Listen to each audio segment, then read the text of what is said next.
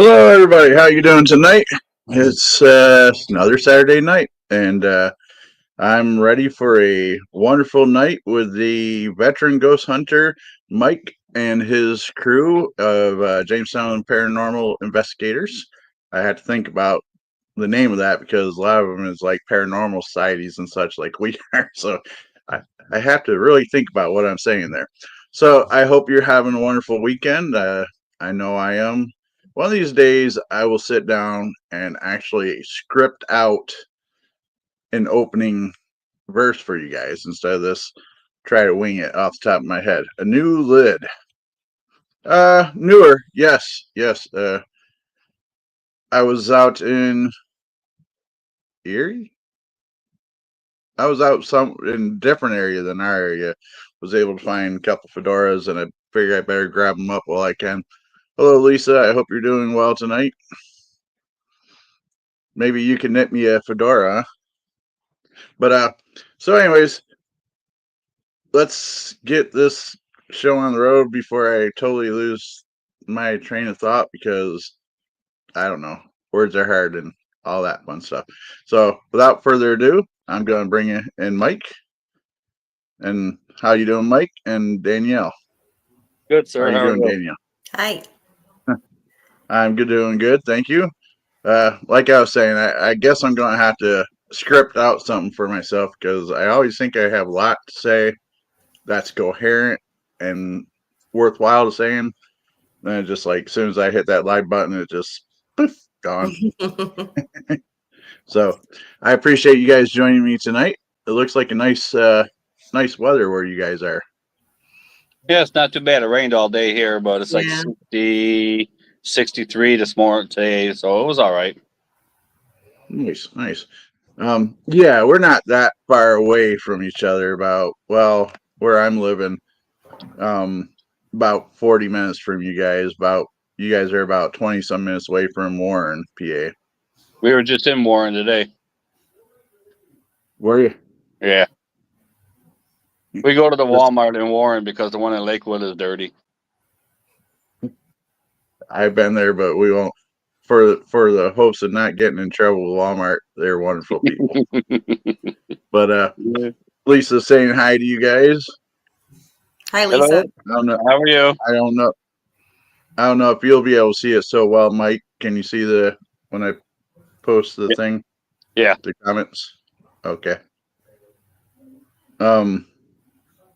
So when I say Jamestown, I'm speaking of Jamestown, New York, of course.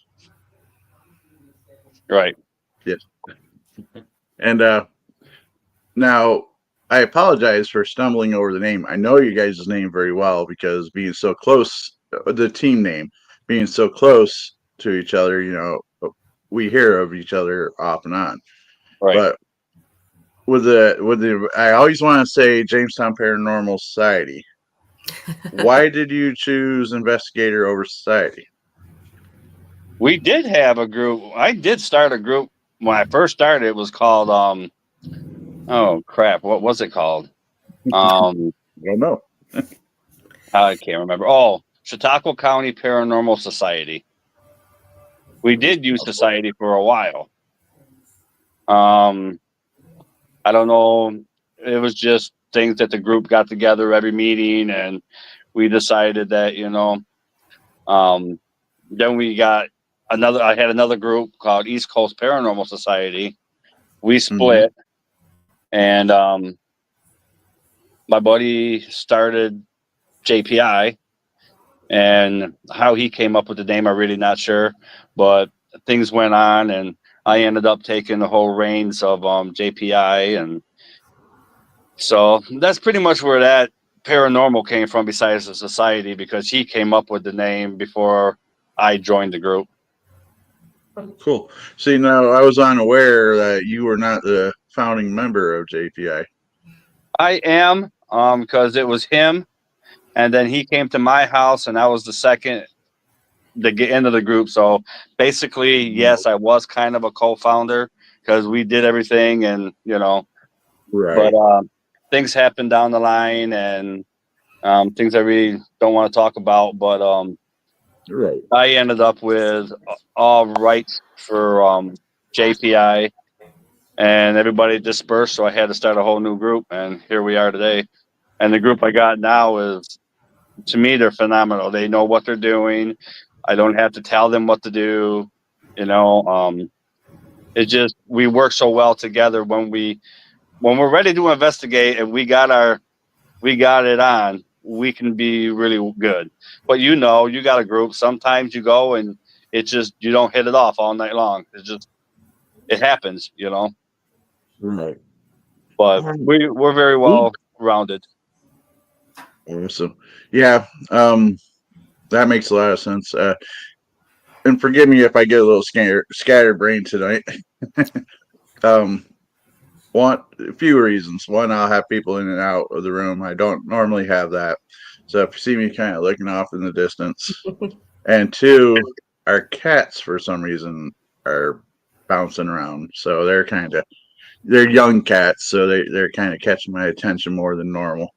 But yeah, I understand what you're saying about cohesion with groups. Luckily for us, we've been WASP. We've been pretty blessed with the people that's been in the group. There was a couple that just didn't match up with us very well, and they kind of went their own way, and Right. that's just how it works. But the core members have always been well with each other, so that makes and that's and I'm sure you could agree with this. Makes for a good team to be part of, as well as being able to provide services for clients and such. Exactly. And everything that we do is for free, obviously. We're not into it to make money. We're into it to help people, and I always said, once we're done helping people, then I'm done. I'm not going to do this for money. Money's not, money's nice, we get donations and stuff like that, and we do events and make money. But me going into somebody's home or something like that because they're scared or they don't know what's going on, I'm not going to charge them to go in there, and it's not me. It's not right. So I'm smiling because this has been a running joke for a lot of years now. Leaffoot, we call him. He's our tech guy that doesn't want to be our tech guy. yeah, but he has no choice. That's right. I him that. We know. So but our tech guy though is really cool. He's really cool. It's just getting him there on time. You tell him 2 hours earlier and he'll show up on time. Yep. If you got to be there at 7, you tell him you got to be there by 5:30. Nice. Yeah, I understand that. I'm very similar, which makes it very weird for me to be a bus driver on schedule, because outside of my life, forget about it. Oh, Jonathan from Crossover Paranormal Society, another great person. Out of anybody that could be the poster child for Paraunity, is Jonathan from Crossover Paranormal. That guy is tremendously great and forever pushing other teams out. I'm sure I've been on a couple of his lives in the chat, and he's pushed my YouTube channel out and probably got me 20 subscribers just by doing that. Well, that's pretty awesome, man. Yeah, one of the nicest guys you'll ever meet. Nice. How are you doing, Angela? I'm glad you found us. We were hiding. But so we know a little bit about you, Mike, because you've been on the show once before, and I know of you from personal life and such and whatnot, but we've never met Danielle before. Would you mind introducing yourself and your roles and such? Sure. So Mike is my uncle.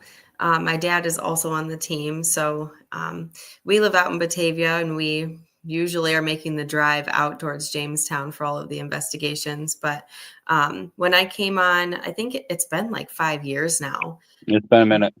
Yeah, my first investigation was at Hinsdale because I was like, oh, I really want to go there. And I wasn't really even a part of the team yet. It was just kind of like, oh, yeah, come along and it'll be fun. And then I did a couple other events with the team, and he finally had asked if I wanted to be part of the team. And I was like, I thought you'd never ask. And then I don't know, it's been fun, and he's given me the opportunity to take on not necessarily a leadership role, but I do enjoy, finding places to investigate and the research side of it. I have a degree in history, so I love researching, and I like to help the team out in that way. So, yeah. And she does a I'm great sure job that. too, man. Now, are you saying that because you're her uncle, or? I'm biased, yes. Are you? Well, I feel like if I was doing a crappy job, you'd say so. I would, but you are my niece.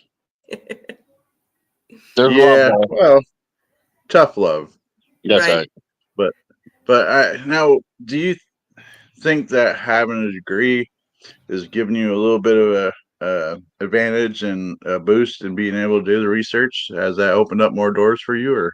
For me personally, I'd say so, because I think about if I didn't have like the skills I have to research at the level that I do, I don't think I'd be able to find half the information that I can find. I mean, sometimes it can be time consuming, but some of the places I think to look for information, I probably wouldn't have even known about before, different databases, or like how to find information in the library or whatever. So for me, yes, I feel like it's helpful. It definitely sounds like it. Maybe in the future, Mike, will bring up your interest in doing this kind of stuff later. But that would be an excellent topic for a show, is how to research for those that don't have a clue. Because Yeah. there's a lot of newer teams out there that wouldn't have the basic understanding of where to start, even. Right. Yeah, Yep. that'd be great. I'm sure. Nice. I'm sure I'm sure we would have loved it when we first started, because we all had nobody to really show us the ropes. So Man, I don't know how many books I read, you know. And like I said, I posted out there the other day, you read it, that somebody asked, "Oh my God, you're a paranormal investigator. You're a professional." Really? I'm not a professional. You know what I'm saying? I right. just read a lot of books, man, and did my thing. And you learn every investigation, you learn something different, you learn True. how the spirits react. You learn something different about the team, learn something different about yourself. So every investigation is always different. You're always learning something different, man. You know. So Very true. yeah, How you doing, Janice? Very true. Very true. And I suppose you only learn if you're willing to learn. right, right. That's true. I can see people going to places and not learning a thing because they're not there for that. I've had Except a for couple. that. I've had a couple there that just didn't want to learn. They just wanted to go for the thrill ride, and that's not what it's about. Hmm. So, but yeah, For now, for like I those that said, don't for go those ahead. that don't know, Lee is a co-founder, and that's why he's saying we still don't know what we're doing. And So sometimes, man, that's it. it's hard. Sometimes. Um, so that's another couple interesting things there. Terminology, like you said, with it being a professional. Um, I mentioned that after so many years, we should have some kind of moniker to attach to us, not for vanity's sake, but to kind of say, well, I've been in this for 25 years, as opposed to somebody that's been in it for 25 days. Right, right. I mean, there is knowledge there that's in the back of you, and I mean, you do get wiser about it, and we have helped other teams out. We've taken other teams on with us, and we didn't tell them how to do things, but we told them how things could be done a little differently. I'm not out there. I'm not a teacher. I'm not going to tell you that, well, you need to do it this way, because the only way I do it is it's my way. I don't expect you to do something my way. I just think I could tell you how to do it a different way, and then you work on that. So we Right. just had a team that investigated with us last weekend called Family Paranormal. Hmm. And great people, man. Great people. They're from Rochester. They're new. Family paranormal. Yeah. They're They've new and been stuff. on a So few investigations, but they invested in really great equipment, and I was impressed with how well they did, and they've only done 2 or 3 hunts so far, and they're even making their own equipment. They were making spirit boxes, and I was really impressed with them. So they're fully invested in it. Now, when they say family, is it truly family or is it Yep, it's a friends they bring guy in and as his 3 daughters. awesome? yeah. That's cool. Yep. I know once in a while we'll bring our grandkids with us on investigations. They're still pretty young, so we keep it during daylight hours and places that we know are pretty decent.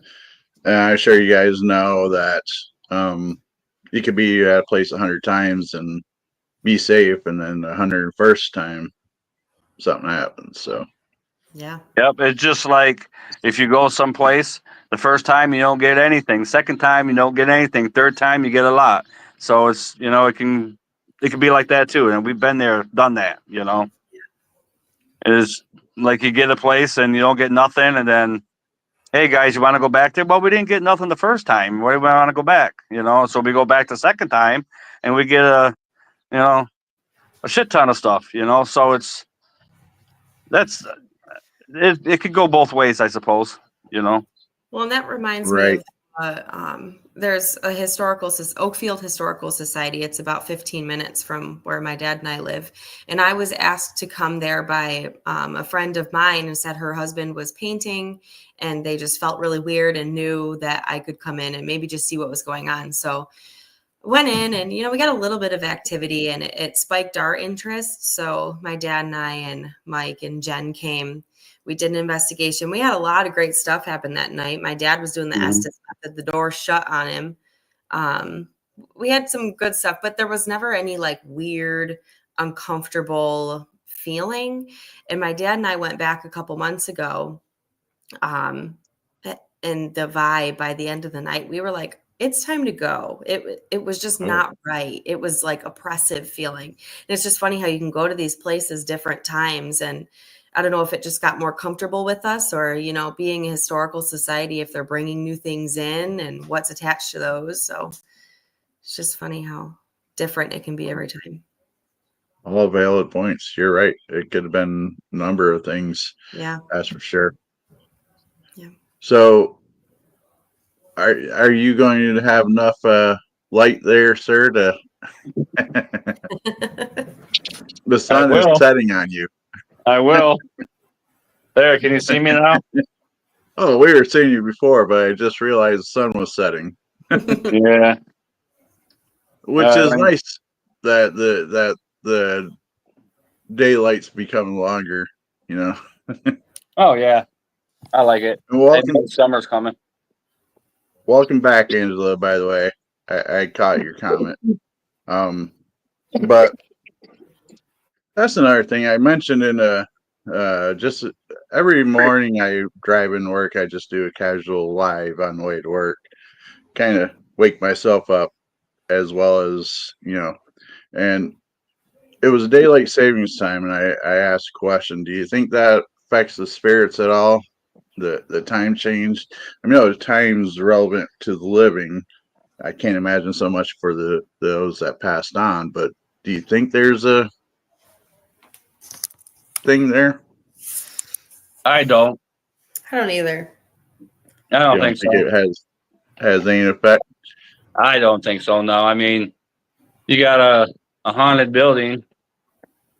They could be out in the daytime. They could be out at nighttime. I don't really think ghosts can tell time, so I don't think it really makes a difference to them. Now I could be wrong, but I don't really think that ghosts can tell time, so they shouldn't bother them at all. But what about the witching hour? You can go to a haunted place and investigate in the daytime and get activity just as well as you can at night. Why do we investigate at night? Because it's creepier at night. It's not because they come out at night. It's just because it's creepier at night. Makes for better video. Yeah, exactly. You know, it leaves this But suspense for everybody that's watching you. right. Though unfortunately we don't have great night vision stuff. Well, we've gotten better over the years, but but the other thing that I was bringing up as far as names and terminology and such was you brought up those that are out just seeking thrills and such. Um, I've been told that a lot of people refer to those type of investigations as people who would be named ghost hunters, whereas Mhm. those in like we do would be paranormal investigators.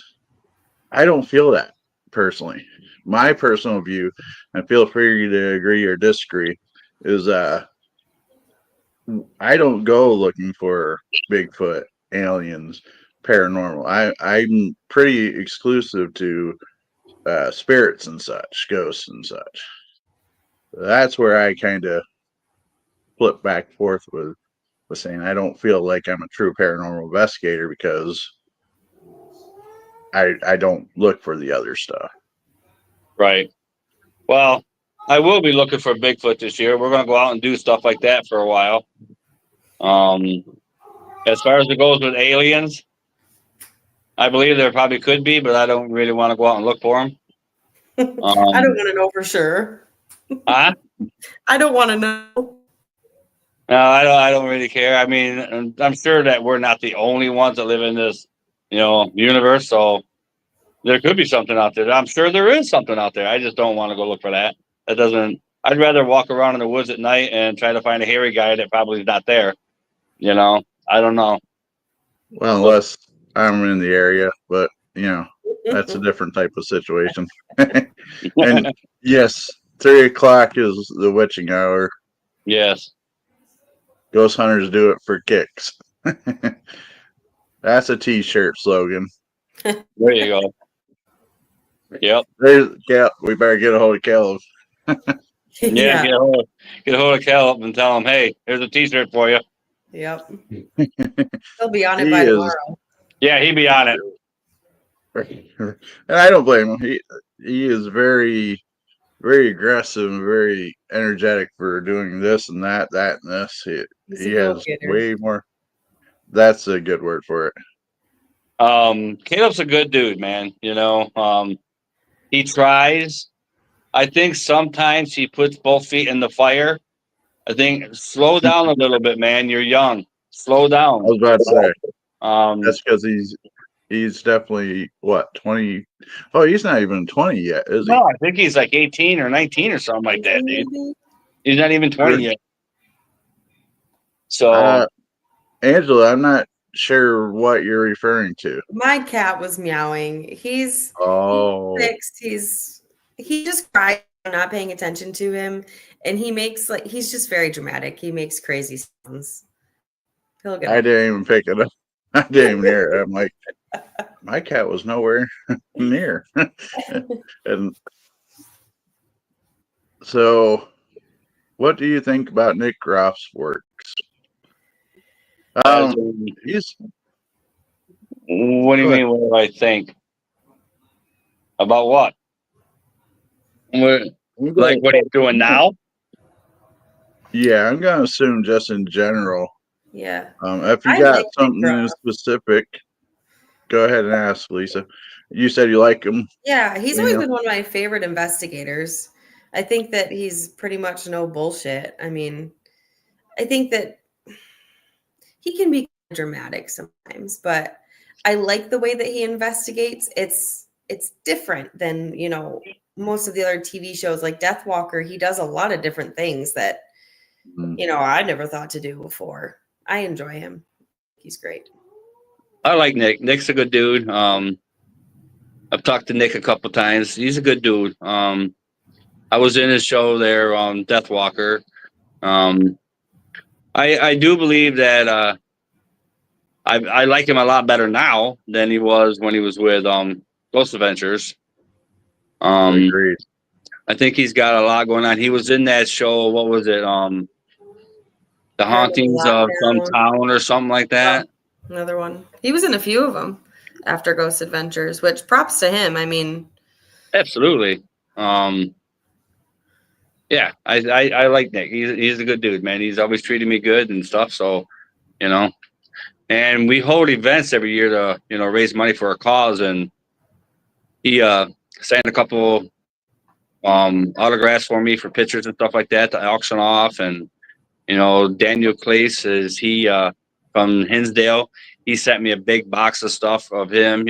So them guys there, they're pretty cool. I know them both. I know Daniel for a lot longer, but he's cool too.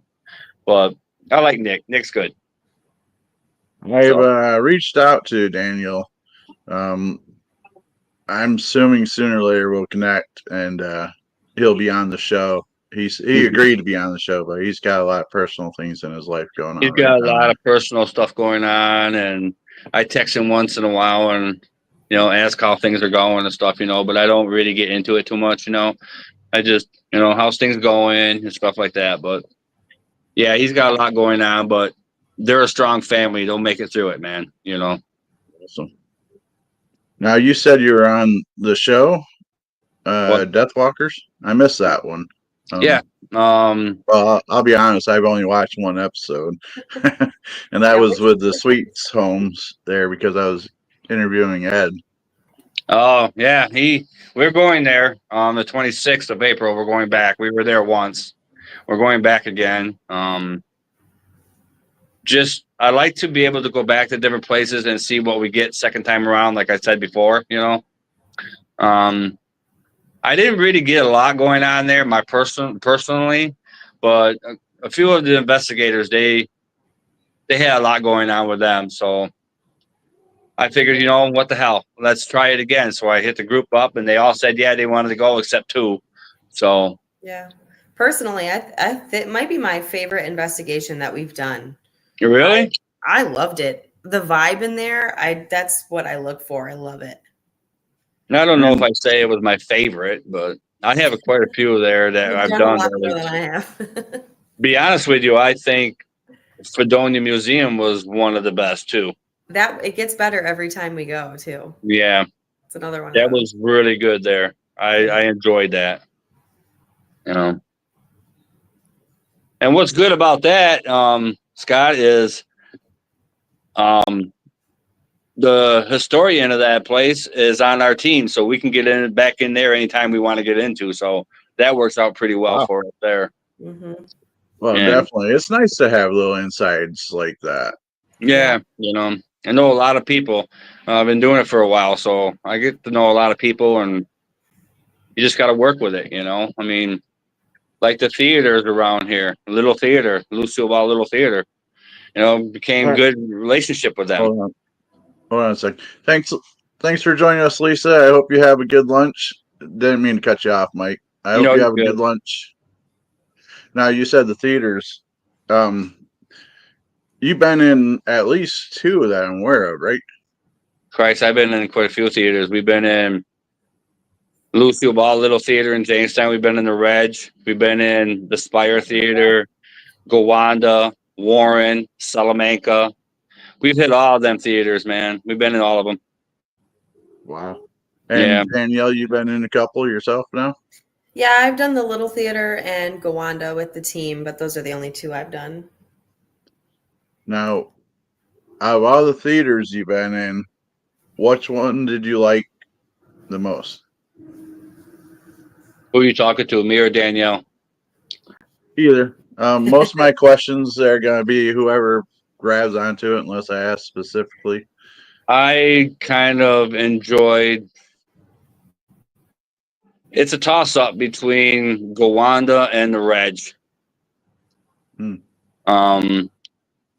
Reg on A, and the thing is, they're not the theaters, and they're different theaters, and it's also different activity. Also, when I did Warren Theater was pretty lit too. A couple of nights when we were there, I can't believe that you haven't been in there yet, man.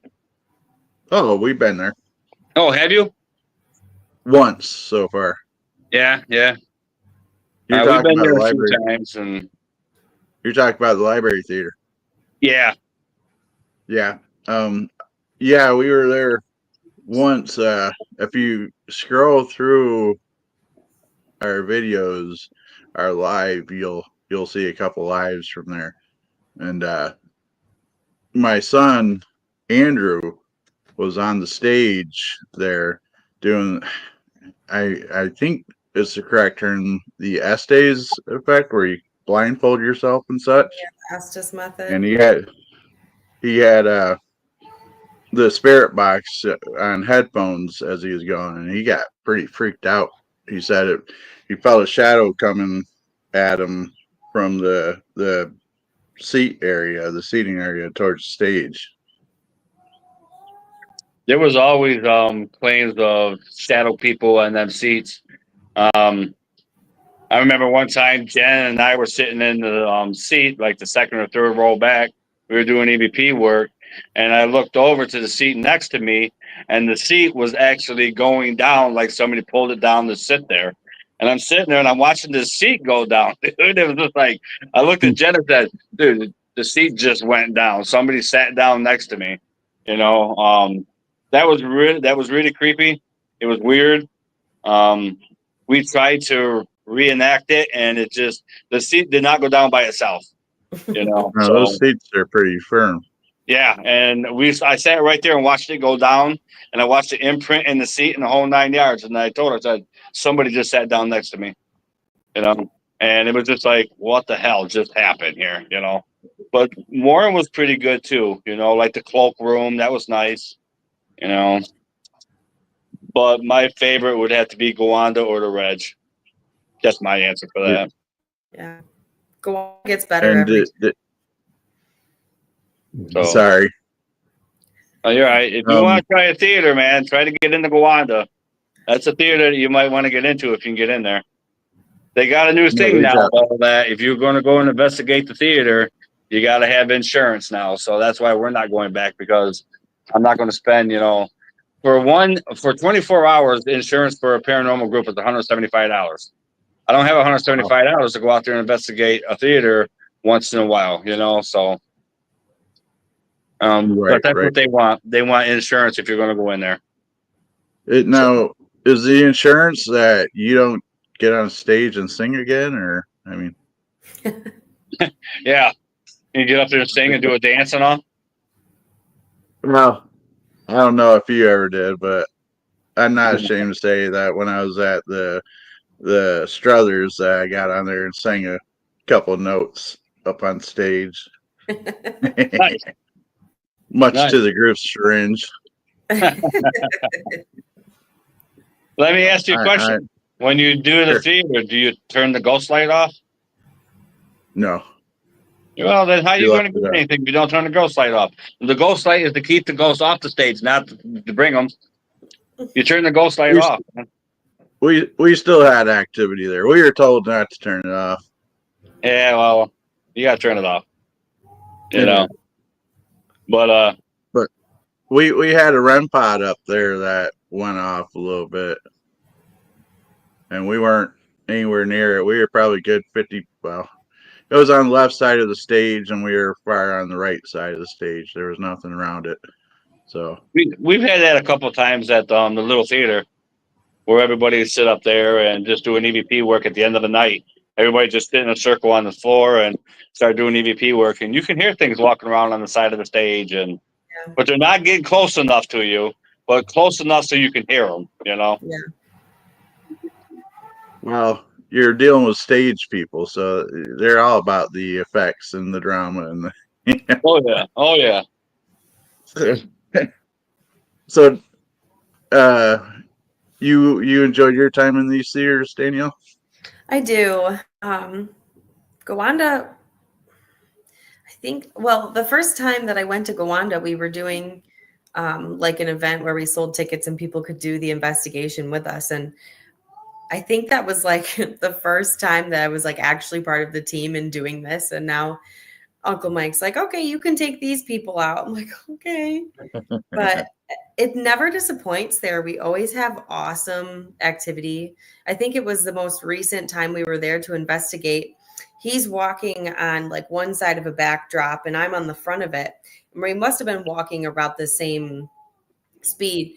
And all of a sudden we heard just something metal like hit the floor, like something was thrown. And he's like, "Was that you?" I'm like, "No." And we're looking around and he finds this key on the floor. And one of the guys who works there, he stays for the investigations. He's like, "I don't know where that even came from." So Mike picks it up and it's like, it was hot, right? Yeah. It was weird, like hot. It wasn't just like warm. Even after he had it in his hand, I touched it and it was still very hot. But we couldn't debunk how that had gotten there, even if it had flown off of like a nail on the wall. It was so weird. And it would have cooled off by the time you picked it up. Right. I just don't understand why it was hot in the first place. Right. You think I don't understand it. I've always thought, something touches it, it actually becomes colder than what normal.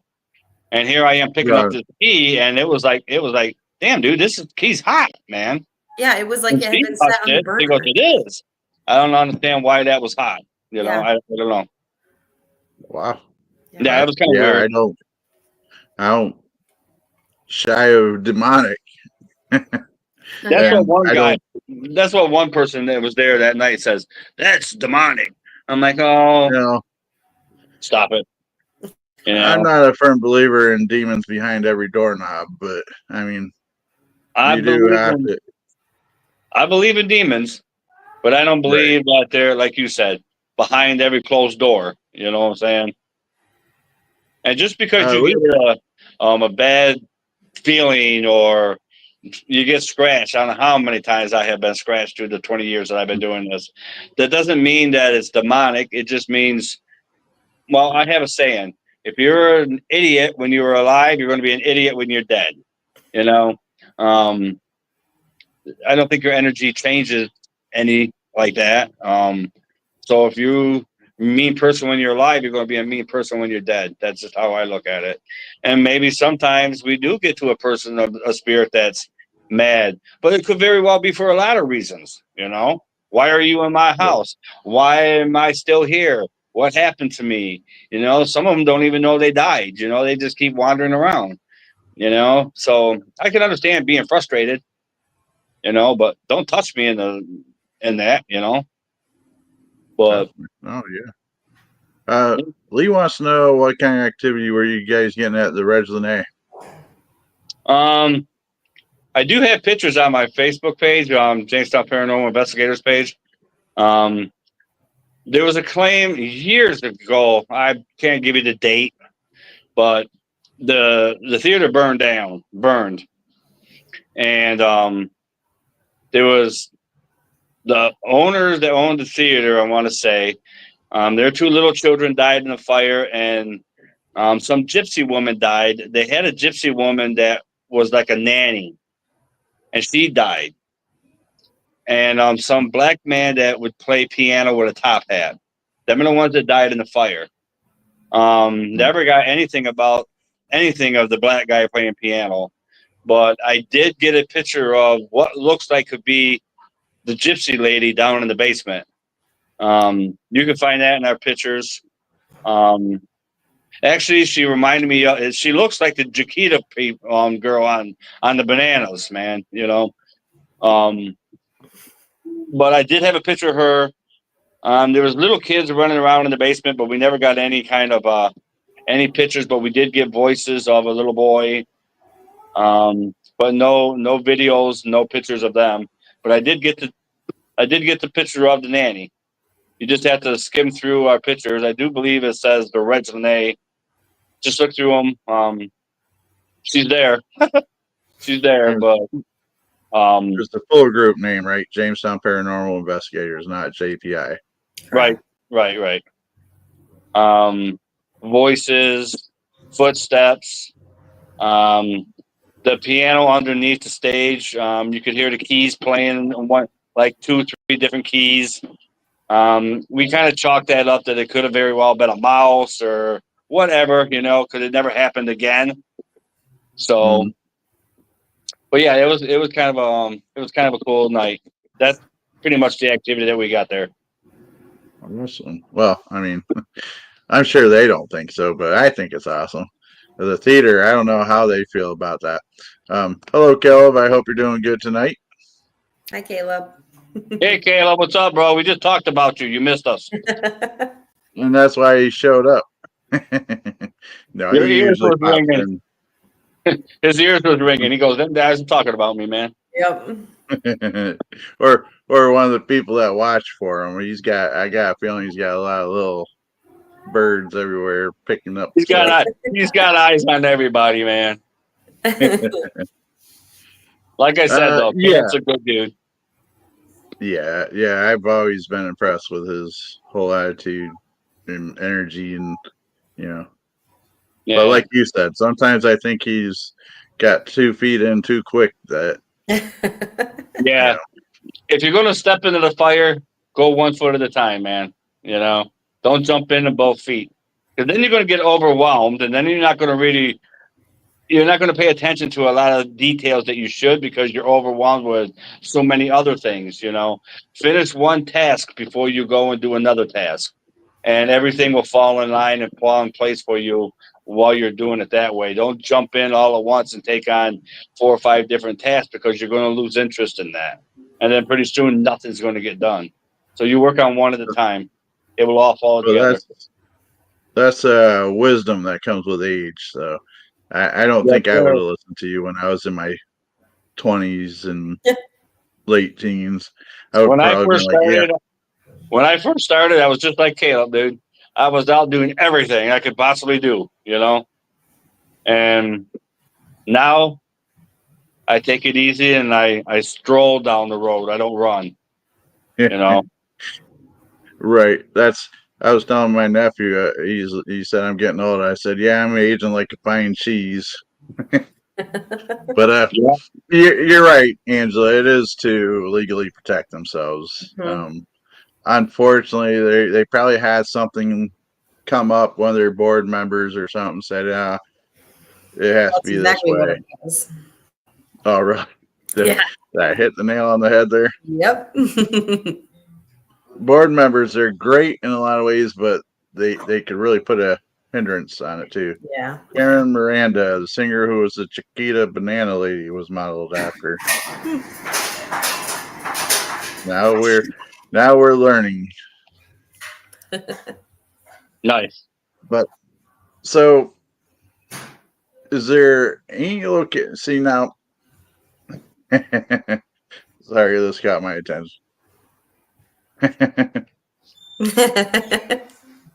Yeah, I mean, you've been the topic the whole show. I mean, we haven't talked about nothing else, so No. make sure you watch every second of it, or else you might miss something. That's Do what it on my happens when YouTube. you. That's what happens when you pick in late, dude. Right. He's got a I lot of get things that a lot. going on. Yeah, we had Caleb on a couple investigations with us, and Caleb's a good guy, man. I like Caleb.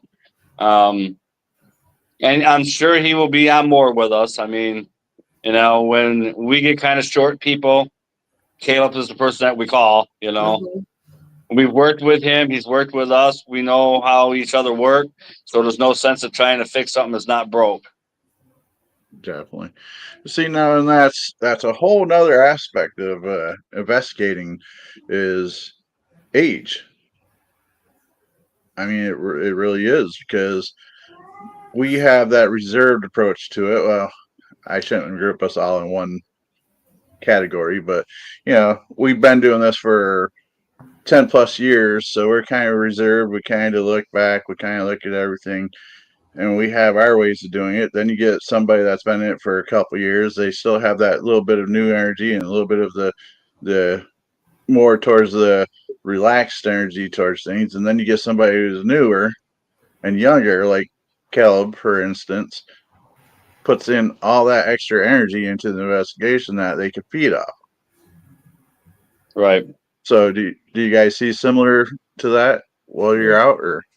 I think that, like for myself, I watch all of these new shows, all the younger stuff on YouTube, and I know that Uncle Mike doesn't see all of it. And I'm always like, let's try this. This is this new thing. But then he'll be the one that stays super level headed in it. Like, say I get excited about something and he's like, no, it was probably just this. Like, I think that we have such a range of ages on our team that that's part of the reason that we work really well together, because we all have different ideas. As long as you're not learning from Sam and Colby, you're probably going to be okay. Or Twin I do Paranormal. love Sam and Colby, but I don't take ideas from them. No. I mean, I I like personally, I've seen so much now, I don't really get excited anymore. You know? Yeah. I just you're investigating and something happens and my investigator looks, oh my God, did you just hear that? You did hear it? Yeah, I heard it. You know? And it's just like, it just, I don't know. I just don't really get excited that much anymore because I'm just used to it, I suppose. I don't know if I should use the word used to. I'm used to it because it's paranormal, because you shouldn't really get used to it. But You it's get got to be. comfortable around it. Oh, yeah. You know, I mean, that. I'm the first to run into a dark room in the basement somewhere. Except last weekend. I couldn't even get into that basement room down there. No, I know. We did a walkthrough and there was a little room down in the basement. Dude, I could not get a foot in that room. It was so heavy in there. And I don't know what it was, Really? because I never feel like that. I'll go anywhere. But I could not My get in dad that didn't room. even make it all the way down the No, your stairs. dad went back upstairs, man. He goes, I got to get out of here. I'm going upstairs. I know. Wow. I said, get That's your pussy crazy. ass back downstairs because we got investigations to do. Right. We did an investigation one time. It was Now I gotta do this, Mike. Thanks. okay. Wow. With what you just said, now I have to put this disclaimer up. Thanks, Mike. Hey, I'm sorry. No, He needs I'm that disclaimer teasing. on his forehead. Yeah. Tattooed on. No, I'm kidding. The new rules for social media, as far as their watch stuff, is like you can't swear the first 50 seconds or something stupid like that, Well, and that's after very that, hard they're for like, me. you're good to go. Huh? That's very hard for me, man. I'll try I to calm it down a little bit for you, all right? No, you're fine. No, I was just having a little fun at your No, you're expense, is fine, all. man. I'll deal with it. You know, I mean, if we had a swear jar on our investigations, I'd be broke by the end of the night. Yeah. You'd be buying pizza for everybody, huh? Man, I I'll do tell want to you. get back into what you were just touching on, if I can remember it. Now that I lost track, but while I'm trying to remember that, Caleb is saying, "Tell our rock story, Daniel." I was just thinking about our rock story. We always tell the rock story. So we were at a location in Jamestown, and I think it was the first time that Caleb and I investigated together. And He was our camera guy, wasn't he? I don't think so. I think he was investigating. All right.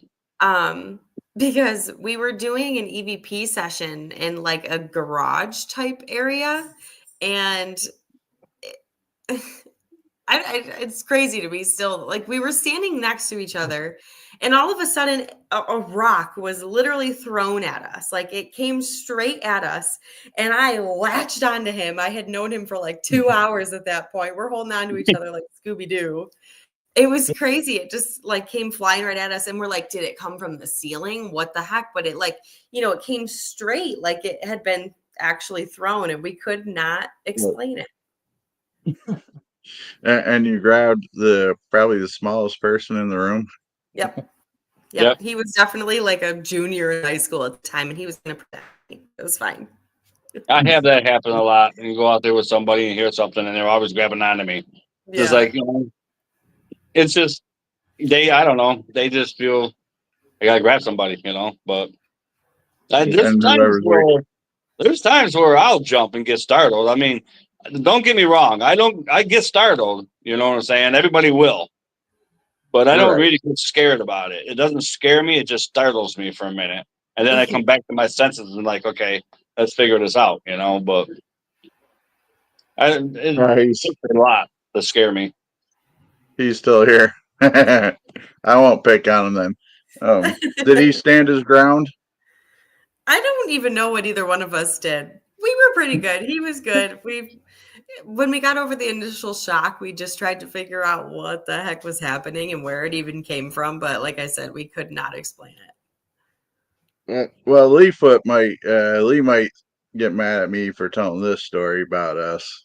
Our first couple cases, probably our first real on our own, was at Guernsey Hollow, and we didn't know the cemetery yet. We hadn't been there during the day, so we didn't know nothing about what it looked like, where to go, and so we didn't go up the hill to the cemetery because we seen the signs and such. So we were kind of investigating down by the road, and so me, Lee, and a member who moved out of the area, Betsy, was up the road a little bit doing had something with us, EMF detector or something, and we seen a shadow. I think it was a shadow. We seen something up the road that kind of got us all kind of a little spooked, and the two big guys that we are slowly make our way behind the only woman in front of us. It's like, no, take her.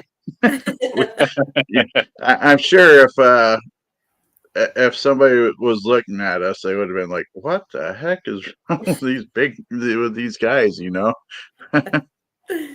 I was not hiding behind. See, she was walking faster than I was. That's okay. I've been telling the story wrong for 15 years. I'm sorry.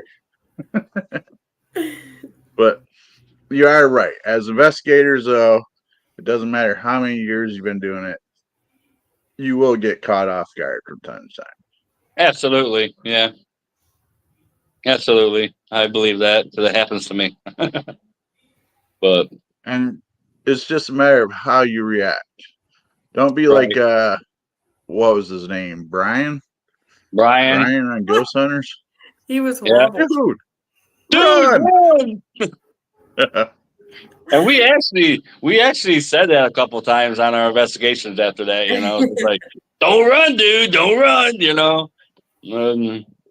But you can't run, man. Don't run. If I see well, I can't say I have never seen somebody run because I've seen Danielle and Jen run up the basement stairs one time.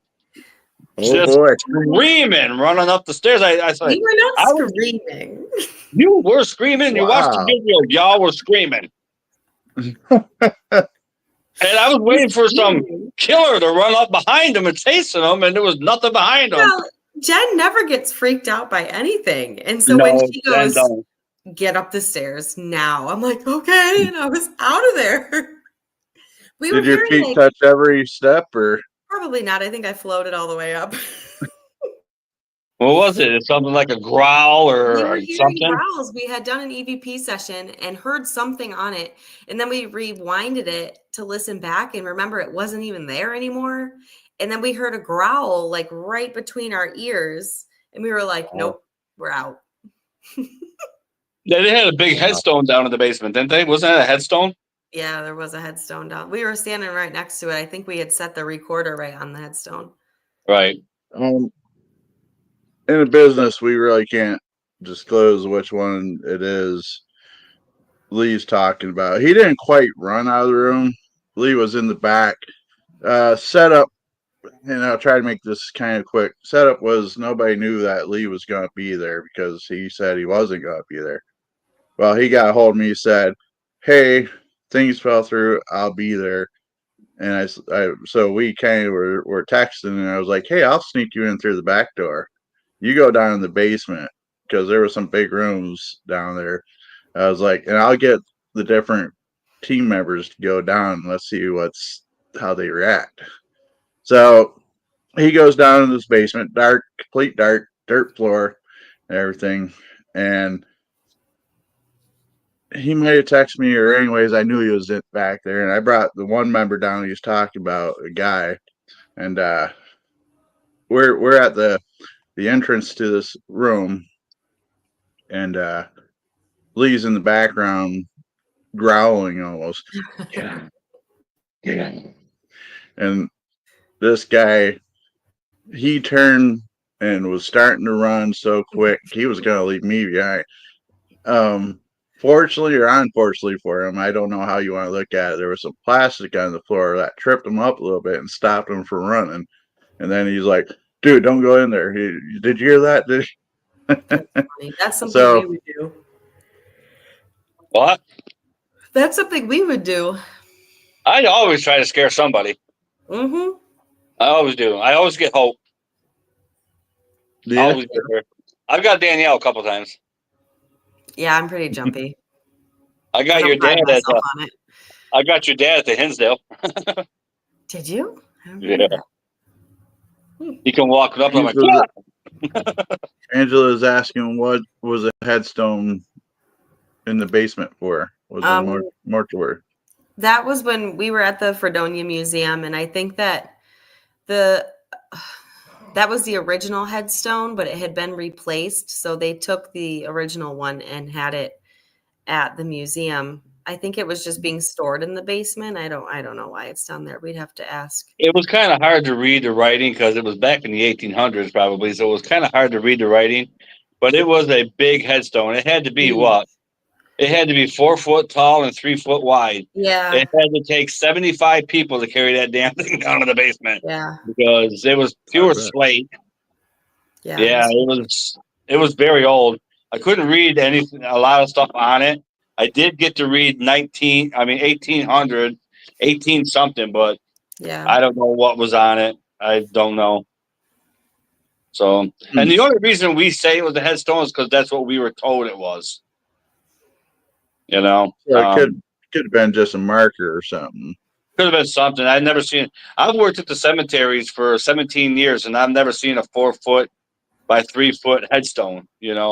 And we've got burials in the cemetery, late 1700s, early 1800s. And they ain't nothing that big. Well, So there's some at the cemetery in Batavia. We have that really, really old cemetery. It goes back to like the Civil War. And like this headstone is just like it like goes over the top of the grave. So maybe it was one of those. oh yeah, because we got a cemetery here in Jamestown that it belongs to. I think it's a Jewish cemetery, and they got like lids and stuff on all their graves.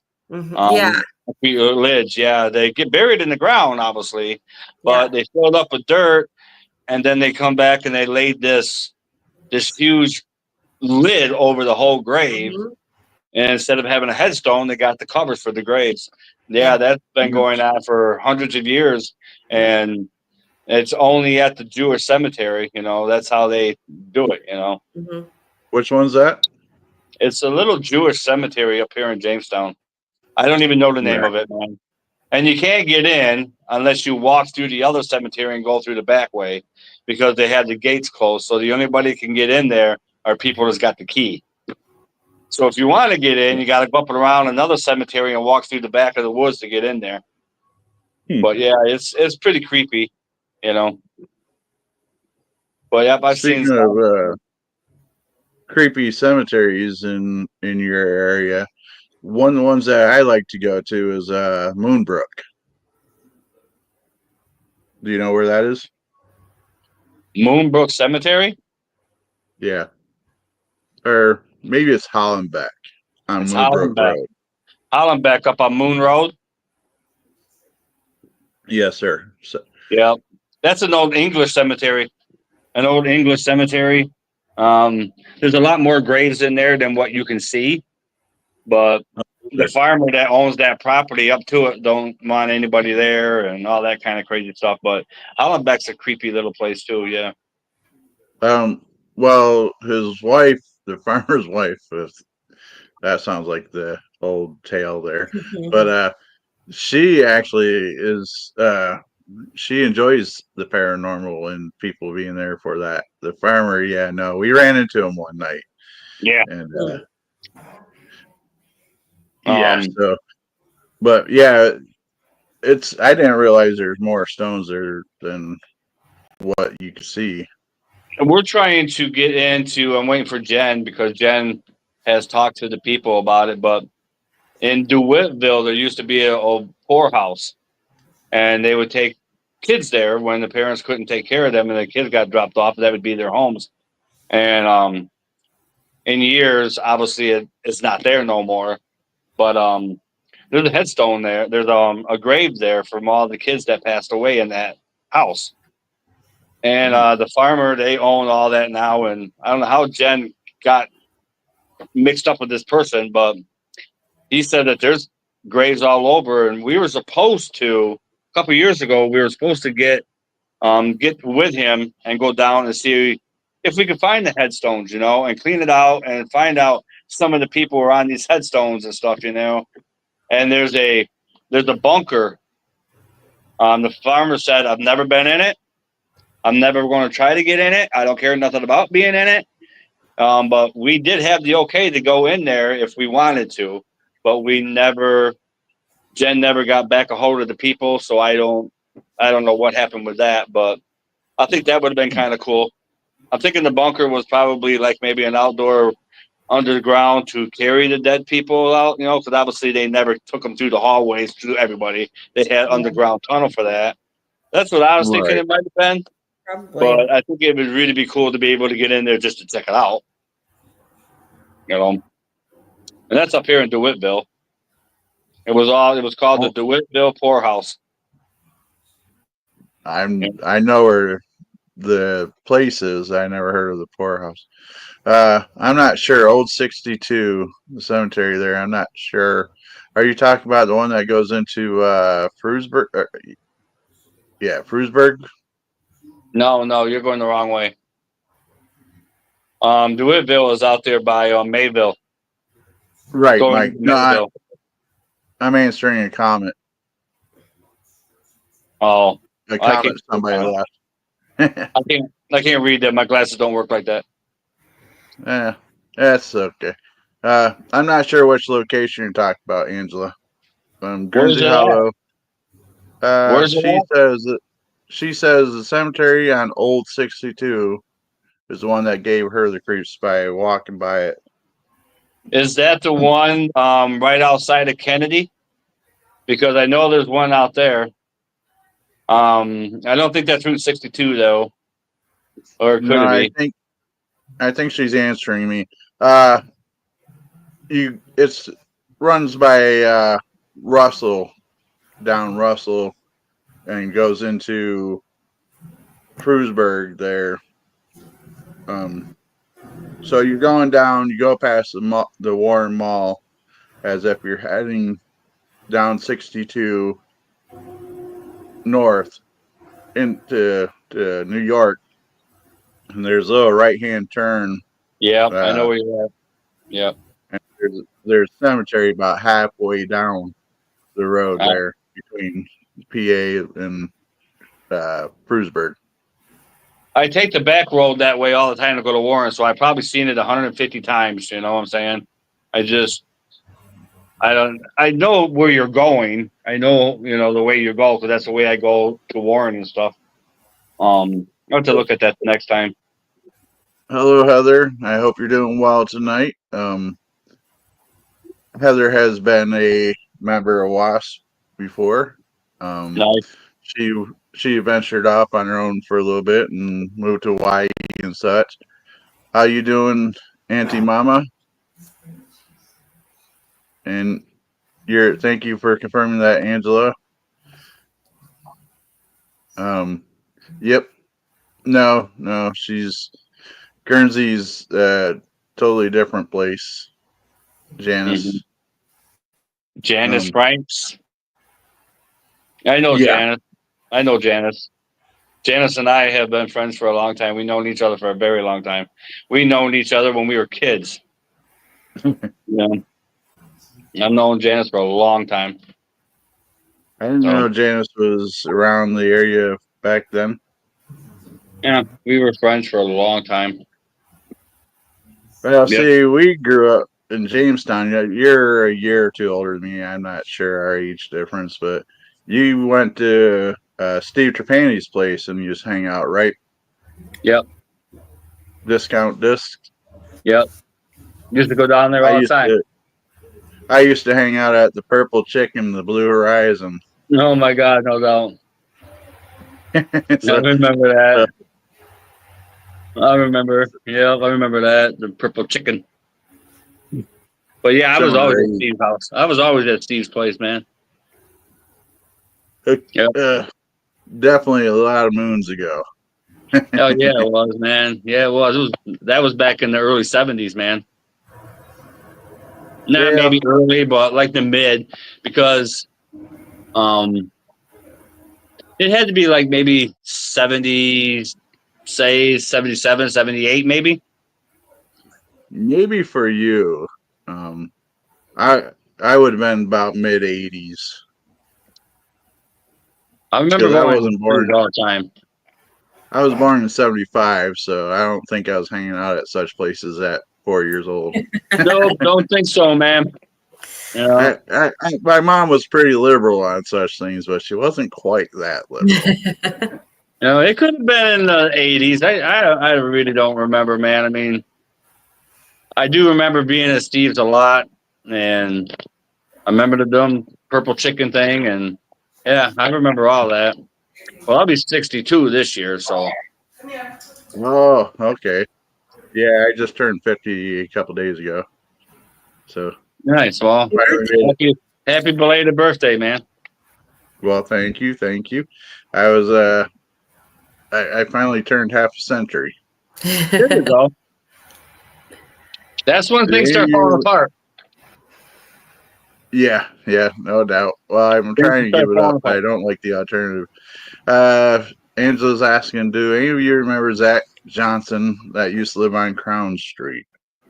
No, I don't know no Zach Johnson. I know a couple Zachs, but I don't know no Zach Johnson. No. So let's bring this back to the paranormal world, even though those were definitely strange days back in the 70s and 80s. Yep. Ah. A lot of things I don't remember. A lot of things One I of the don't biggest. remember. By the way, I'm going to touch on this real quick. Real quick, I seen Lee mention, and I'm under the same way. I cannot think. We both were together at the same time. It was the middle of July, nice sunny day, middle of the day. This goes back to what you were saying earlier. It could be daylight. We were at Guernsey Hollow. There was a pretty solid man and woman there. Looked like they might have just got out of church or something, visiting. And do you remember back when it had this 5-foot wrought iron fence with a little pokey top, Mike? Yes. Well, when we showed up there, they were up there. Everybody in the two vehicles that were with us, seen them. We said, "Hey guys, let's be respectful on where we take pictures and such." Mm-hmm. We get up into the cemetery, and they're just gone. Now, could they have jumped the fence into the woods?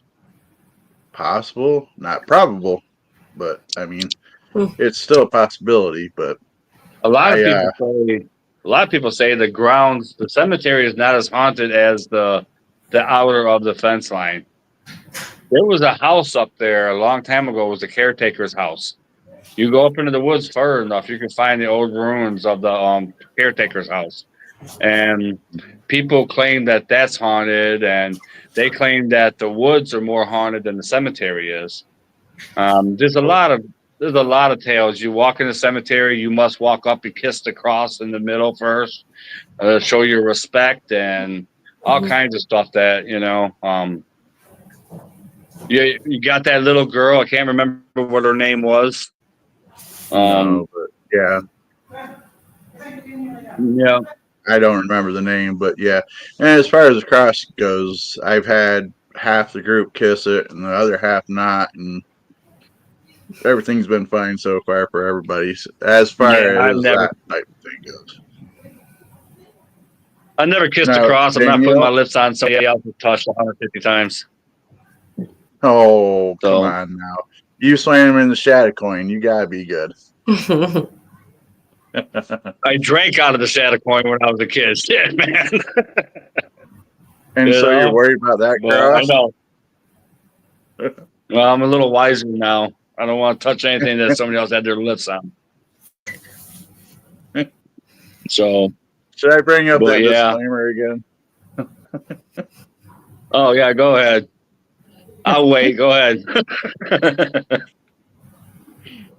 So, All kidding aside. but yeah, Danielle, we have you been there?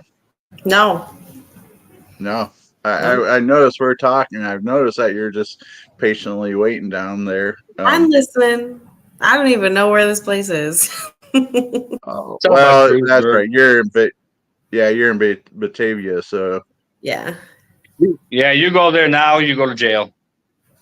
Oh, good. Hey, you know what I want? You know what I want to do? I don't know if you ever heard about it or not, but the tuberculosis hospital out there in Perrysburg. Yeah. Dude, how do we get in there? I know we're not Legally? going to be able to get in and investigate the thing because the thing is in ruins, man. Somebody will die in there. But I would like to at least get in there in the grounds and take pictures or something, you know. Wonder how you could get in there and do that without You going to might be jail. able to reach out to like the historical society or something that might get you the contacts for it, but they watch that place like a hawk. I know the state troopers Several right years across the ago. street. What is? The state troopers barracks across the street from it. They know, man. Oh, I guess I wasn't aware of that. Well, Yeah. I went there. We were driving by me and stuff, and somebody, one of my kids, maybe Andrew even, and we were driving by. It's like, hey, this place is right down the road. Let's go kind of look at it a little bit. You know, maybe take some pictures from the road and such. We were there only a minute, and there was police there. What are you doing? What's your business here? You know, you can't go on the other side of that fence, right? Yeah, we weren't planning on it. We got great zoom on our cameras. We were kind of hoping to catch something from the road. But yeah, I suppose to try, if I were to try, I would probably reach out to the historical society, see who the current owners are, and if it's city or not. And if it's city, then you can start petitioning people. If it's not, then you can reach out to the owners, maybe see if they got an online presence or so. Right. That might be something I might have to have Danielle do. Yep. That sounds like a Danielle job. That sounds like a Danielle job, 110%. Well, I'll since give you I the gave some information advice, sometime. that means I'm invited, right? That's right. You are. Absolutely. Absolutely. If we get there, you can come along. Absolutely. Guarantee. There's plenty of space in that building. Oh, So, yeah. let's go to different locations that you're willing to investigate and not investigate. I'm assuming you guys are probably pretty much open to everything, right? Is there Yep. any building, business, or residential that causes you hesitation? Not me. Not me. I go anywhere. It doesn't bother me, but there are some investigators that, for example, Sweet Home. Yep. Hope won't go back. Dan and Nate won't go back. Yep. They didn't like it in the first spot, you know. Me personally, I'll go anywhere once. Yep. You know, but there are a couple of members on our team that were like, no, I'm not going there. I'm not doing that. Yeah. But I think that's the that's your favorite place, Danielle. Sorry, I don't mean to cut you off. But I know. Yeah.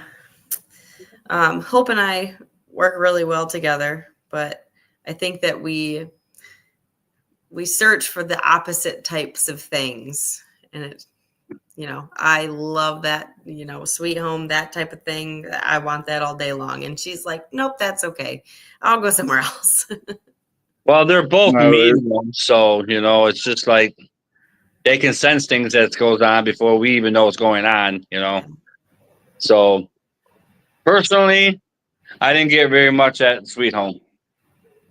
I didn't really get much. It was everybody else. Yeah, everybody else did have a lot of experiences that night. But basically, no matter where we go, I don't really get a lot of activity. Personally, myself, I don't know why. Maybe I'm just in tune to it too much anymore, and I don't get it, or I don't know. Yeah. But so Now, see, personally, I'm willing, like you said, anywhere once yep, within once. reason.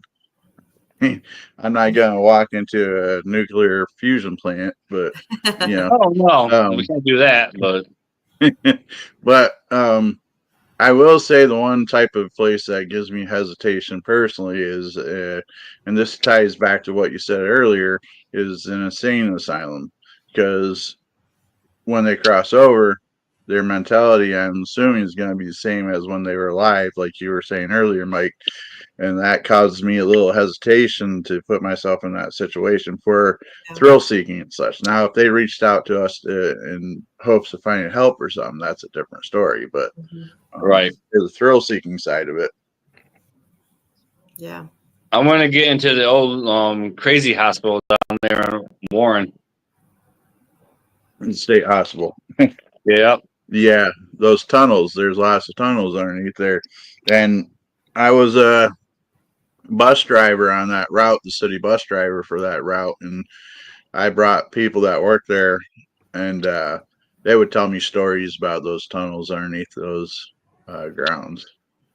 I like to Um, get in there. I wonder if I just go down there and talk to them or something. I'm not looking to get into like a lot of places where the sick are. I like to get mhm. into the older building that sits right there, that the very first building that was built, and then maybe some of Now, the tunnels. That would be good. I'm gonna have to take I'm a ride down there curious. someday. I'm curious, and I'm not recommending this to anybody because I would imagine it'd be trespassing, and I don't encourage trespassing. So, if you use my knowledge for your benefit, I'm not advising it. Now that's out of the way. There's when the state hospital grounds there with light where you go in between Walmart and the grounds. Mm-hmm. There's a door there, and I've seen off to the left of that door. So you go onto the state hospital grounds, and there's an immediate street. Well, if you come across from Walmart, there's an immediate street on the right hand side, Mm-hmm. and if you look there, there's a door kind of facing to nothing, and then there's an opening to the left of that door. Now, my understanding is that'll take you back underneath the road into the tunnels that are might still be underneath the grounds of Walmart and all that, because See, they have a camp. They have a camp on the hillside there that they used to take the youth up to kind of give them a little bit of break here and there. They play games and things like that there. So there is still a little bit of accessible tunnel, but I don't once want to again, trespass. what's that? I do not want to trespass. Right. No That's why I trespassing. said I'm not encouraging anybody to do it. Right. Just just putting information out there. Yeah, I don't want to trespass and Oh do yeah. anything like that. You know. My best advice is to reach out and try to do it the legal way. Yeah, I might have to take a trip down there someday and just talk to them about it. You know. Now, and that's a different thing though that happens. Maybe not in that place in particular, though. You guys might agree or might not. Is places that need the insurance. Uh, the farmer there on Moon Road, they experience other people that are thrill seeking and such. That makes it harder for groups like ours to go and do things. And Mhm. most of the time, they don't realize that they're doing that intentionally, but it does make it harder for us to do stuff. Yeah. Yep. And I have a feeling that sooner or later, these places they're going to ask for insurance because you know, what if we do get hurt? I mean, I have seen my investigators fall through ceilings and stuff from the attic, and it's just I've seen a lot of dumb stuff. And what if a lot of places are going to ask for this insurance? And I've looked around, and it's kind of hard to get insurance for a paranormal group. You know what I'm saying? I mean, I have asked around, and I don't know nothing about that. I've never had the insurance insure a paranormal team before. Well, maybe it'll be your first time. Look into it. I mean, Right. we need it, but I don't want to spend a ridiculous amount of money a month to pay for insurance Mhm. just to get into some place once a year or something. No doubt. So here's a thought: JPI Paranormal Insurance. I was Okay. just thinking the same thing. And You read my mind. That's and that's how a do you and where are we going with that? How am I going to do that? Yeah, you tell us. Start your own business. Okay, I'll do that tomorrow. I'll put Insuring. you on it too. Awesome. Caleb will help. All right. Didn't mean to laugh so loud, but yeah, yeah. If he's not watching right now, I'll pitch that idea to him. I'll say, hey, Mike and Danielle were mentioning something about they want to start an insurance company for paranormal teams, and we'll see what his reply will be. Yeah. And he'll do it too. Yeah. We have a couple of things coming up here. I got to go meet a couple people here next week. I'm looking into investigating. It's called the Dyer Building. It was Daughters of the Revolution War. The building was Okay. built like in the early 1800s. She hit me up and wants us to do that. I gotta go talk with her. I gotta go talk to another place I can't mention right now until I get the okay to get in there. Um, I got another lady I gotta go look at. Go talk to. This Tuesday, no, this Wednesday. She's got stuff going on in her house. She wants some help there, so I'm gonna go look at that. So I got a couple things in the works. But who knows? I mean, you know how it goes. They want you there, but then when you get there and talk to them, it's just like, well, I'll let you know, and then things never turn out. Right. We Right. did a presentation at Corey College, and it turned out really well. And now they contacted Hope last week and wants us to come and investigate the building now. So we're going to be Wow. investigating Corey College May 3rd. Wow. We got Sweet Home on April 26th. And whatever turns out next week when I go meet these people, I might have a couple more investigations going on. I'm always working. I'm always trying to do something, always trying to get things going. Danielle, Mhm. she's working on her way out there, and Catherine's working on her side down in Fredonia and Dunkirk and all that.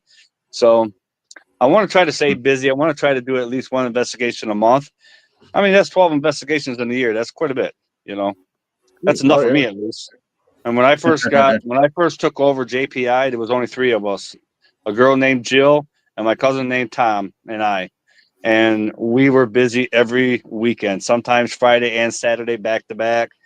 And it wore us out, man. I mean, I never got But to spend time with the family. The wife was getting a little upset because I was leaving every weekend. And I mean, it was nice. We were in the newspapers, we were on radio, we were on TV, all nine stuff, man. We were doing really great, but we didn't have time for the family. So right. we can't do back-to-back investigations like that anymore because it just don't leave you any time. My brother, he's Yeah. what'd Caleb say? I He tell said, you, he's got birds everywhere. yeah. He's He goes, heck yeah, I'll help. All right, look into it, doing Caleb. a We need couple some emojis. insurance. Become an insurance salesman, Caleb. uh, yeah, no doubt. And you're right. But that kind of leads me into another question that you kind of were mentioning in the background earlier, um, about expansion of your team. I'm not sure how you would name it per se, but do you have interest in making multiple groups of your team to become A uh, Unity. state countrywide or whatnot? We were talking about that. Community. Hope and I were when we were talking about letting Danielle do things over there. We were talking about like maybe having a branch off group for Danielle and Danny. So if they get something out there, we couldn't make the trip. They got a couple investigators out that way that actually belongs to JPI, and then they could do things. And we were talking about that, but I never mentioned it to Danielle because I wasn't quite sure how that would work and what we would do. What are you going to do? You're going to call Jamestown Paranormal Investigators out in Batavia? Right. And So that's you what. have to come up with something, Yeah, It we've has to talked be about that too. it has to be a Well, branch off somewhere. you could kind of do like Taps did and call it the JPI family. Yeah. Yeah, you could do something like that. I'm sure you could find somebody out there that would join the team with you. You do have Oh some yeah. equipment, and whatever equipment I got, you know what I'm saying? Right. Like if we go someplace and investigate, you say, hey, we got an investigation in 2 weeks out by us. Well, then just take the equipment with you right then and there. You know what I'm Right. saying? We've done that before too. Yeah, we have broken it up. We've had 2 investigations the same night too, way Yeah. back. Half team took this place and the other team took another place, We had that.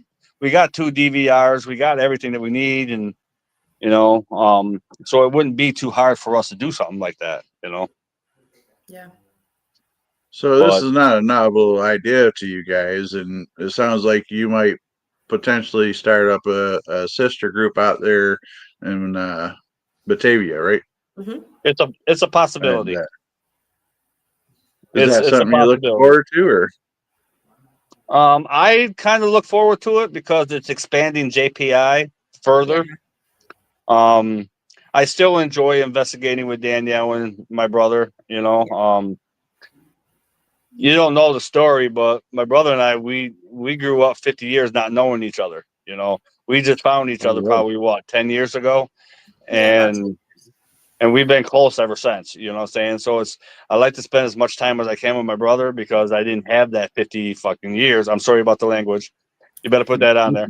Um, I haven't, I didn't know him for 50 years. So anytime I get to hang out with him is more like I would rather hang out with him. It's a blessing to me to have him. I would rather hang out Mhm. with him than go look for ghosts. You know what I'm saying? Right. And when we do investigate, 9 times out of 10, Danny and I are outside having a cigarette or we're investigating together or whatever it may be. I would rather Mhm. hang out with my brother than go look for ghosts. But now that I can do both, that's even better for me. So it That's wouldn't good. be that she would take her own team.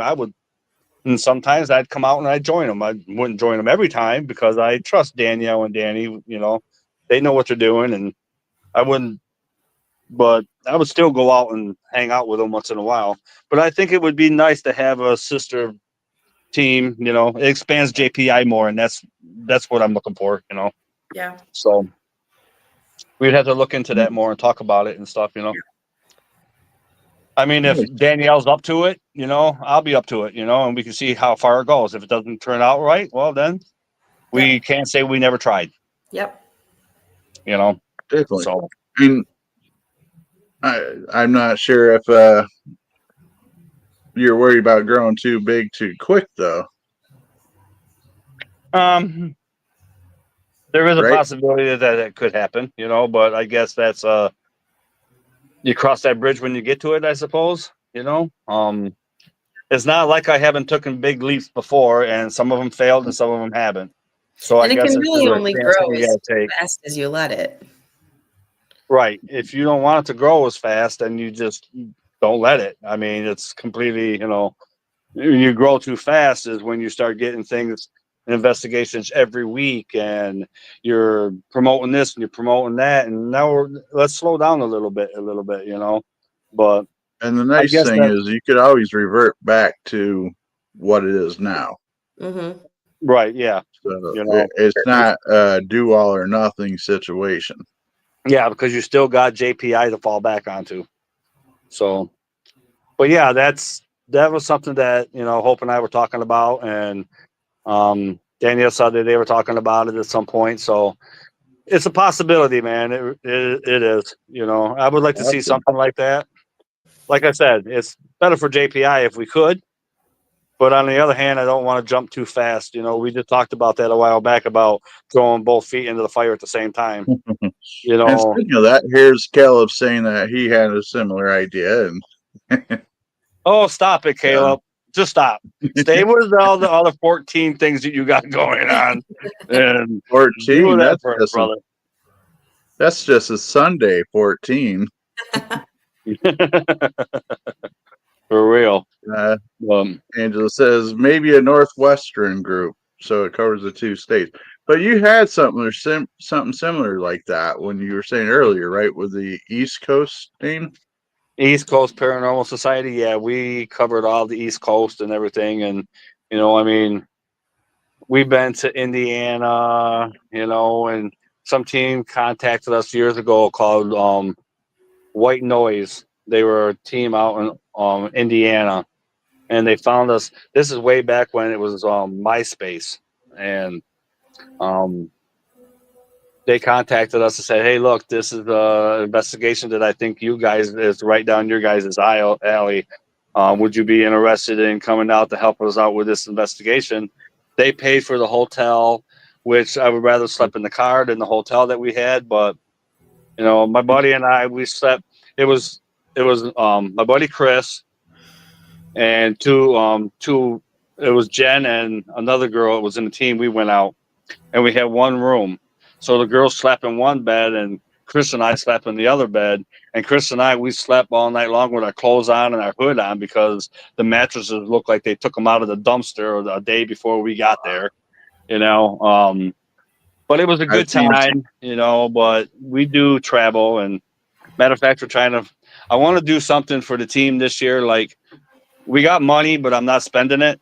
I'm just leaving it there to sit because we want to do like some kind of trip just for J.P.I. You know what I'm saying? And yes, you know that you got to pay for things now, which I hate paying for investigations. You know, I hate it, man. I should not have to pay. Nobody should have to pay for an investigation, but it happens. So we're just going to try to figure out some really kind of cool place. I want to do like, you know, a crazy hospital or a prison or something like that. I want something that if we're paying for it, I want it to actually be really well and really good for us. You know, I don't want to go there and have nothing happen all night long, you know. But then again, you don't know what's going to happen. So that's what it is, you know. So a nice little day trip, and you probably been there or even heard of it, is Hillview Manor, I believe that's the name of it. Down by Pittsburgh. Oh no, Hillview Manor. Oh, I know where you're at. Yeah. No, I haven't been there. It's a nice little, well, I shouldn't say nice little place. It's a huge building. It's got a lot there. And they do have investigations. You could do just a day tour for a couple hours, or you could pay and get the full investigation. They're a little stringent on their whole live streaming and such there. They have some strict rules with that. But outside of that, it's a nice place. Me and Steph went there once on a day tour, and I recommend it. And I got their 3-hour, 4-hour tour was only like $30 a person. Oh, that's cool. cool. Hour and a half is a guided tour. Yeah, they give an hour and a half guided tour, and whatever time after that, you get free reign of the building. My buddy, Adam Kimball. You heard of him? What's the name? Adam Kimball. He owns the Madison Infirmary up in Syracuse, I want to say, or maybe Rochester or something. Madison Infirmary. The name sounds familiar. Yeah, Adam's a good dude, man. I've been friends with him for a long time. Well, I want to go up there. I think that would be kind of cool to do that place. I've seen a lot of videos of that place, and it looks like it could be very active. So I might have to hit Adam up sometime, and you know, and see what you could do. I don't know the currency conversions, but yeah, I never thought that the different prices in different locations where this group here, I'm not even gonna try to pronounce that. Paranormal. Yeah. Okay. UK. is saying that in the United States it's more expensive than what they would probably pay on their end. I bet it is because United States, man, is just we're out for money here, man. That's how it works. I hate to say that, but yeah, we're all for money. Everybody wants money, money, money, money, money. You know, and it is a lot more expensive here than it is a lot of different other countries and stuff like that. I do Well, know that. even not just so much for the financial gain, even back to what you were saying earlier with the insurance and such on the businesses will raise the cost up. Mm-hmm. Hmm. Yep. So they're looking at all that, the utilities, this and that. Where I have a feeling in other countries, um, they might not push that so much onto the people that's paying to be there as opposed to like we do in the States. Right. Right. I, We did a theater called the Spire Theater, and he told me it was in the wintertime. And he said it was, a couple $1,000s just to start up his boiler system, just for us to be there at night to investigate, just to keep us warm. He goes, I'm already into it to a couple $1,000s just, starting this boiler system up so you guys can stay warm at night. And I understand what you're saying, the electric, the heat, and everything. It costs them money to do that. But it should I cost think them, huh? I think I would have said keep the heat off. We'll bundle up and Yeah. not to cost that money. Actually, we investigated. Okay, the insurance in the UK is 150 to 200 pounds, or is that the conversion you're doing is 150 pounds, $200 US? Yeah, I think it's $200. Yeah, it's mostly $200 to $300 a night to take a team in someplace here in the United States. Now, to kind of segue from that, I've investigated in a pretty cold place. What's the coldest places that you guys think of? Like cemeteries or something, or No, I buildings? don't do cemeteries because I work in a cemetery and I don't want people running around my cemetery doing dumb stuff and doing seances and shit in my cemetery. So I won't investigate a cemetery. I told my team, if y'all want to go and do a cemetery, go do it. That's on you Right. guys. But I don't really. I mean, what do you expect to get in the cemetery? You know what I'm saying? I mean, like I said, I worked in cemetery for almost 17 years, and I've seen things, and you're bound to get something in the cemetery. But why? Why you go in there, leave candles laying all over, garbage all over the place, wrecking this, wrecking that? I've seen a cemetery, Holy Cross Cemetery that I worked there. People spraying headstones at the end, putting, demonic crosses on them and candles laying all over. No, you're just disrespecting the dead now, and I don't like that. It goes back So to my statement earlier of people like that make it hard for teams like us and those not even teams, just people that are there respectfully and and yeah, sorry, lost my train of thought for a second. That's there respectfully, and they make it hard because I'm sure you guys would never do that kind of stuff. I know our group wouldn't do that kind of stuff, no, and we try so not to but disrespect anything or anybody. You but I know. feel that you could do a lot of training in cemeteries and such. Oh yeah, you could, you very well could. Um, we did a place here years ago called the Lenhart Hotel in Bemis Point. It had like Yeah, 78 rooms in it and everything, and that's where I got to be really good friends with the owner, BB, and call her up, say, hey, I'm gonna come in this weekend. Okay, meet me out back for the key. And she would drive through the alley, throw me the key, and not even stop. Just toss me the key. There's your key. All right, thanks. And we would do training in that place because it was big enough to do that. right. That's what we did a lot of our training was in the Lenhart, you know. So I think training is a big thing too, you know. You don't do an investigation for 3, 4, maybe 5 months. You don't do an investigation. Things get a little um, cobwebby when you get out there. And if you can do training and keep everybody sharp when the investigation does come, it goes a lot smoother. I do believe that training is a big thing. You got to keep training. I mean, you got new equipment coming out all the time. You got different ways to investigate. You watch things on TV and see how. Oh man, I like how they do things like that. We're going to try that the next time. So I think training's a big thing. I Now, really do. speaking of TV and social media and such, and you're right.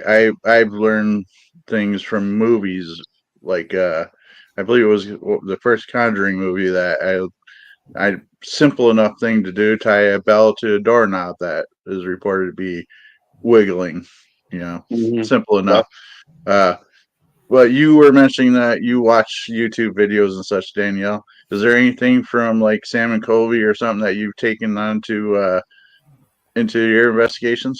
Yeah, we do the Estes method a lot now, and I don't think we would do that as much if it wasn't for me. Um, what else? There's one other thing. Oh, they do. I feel like they do a lot of like trigger events and, different things like that. And I feel like I've been thinking more about that now when we go to places.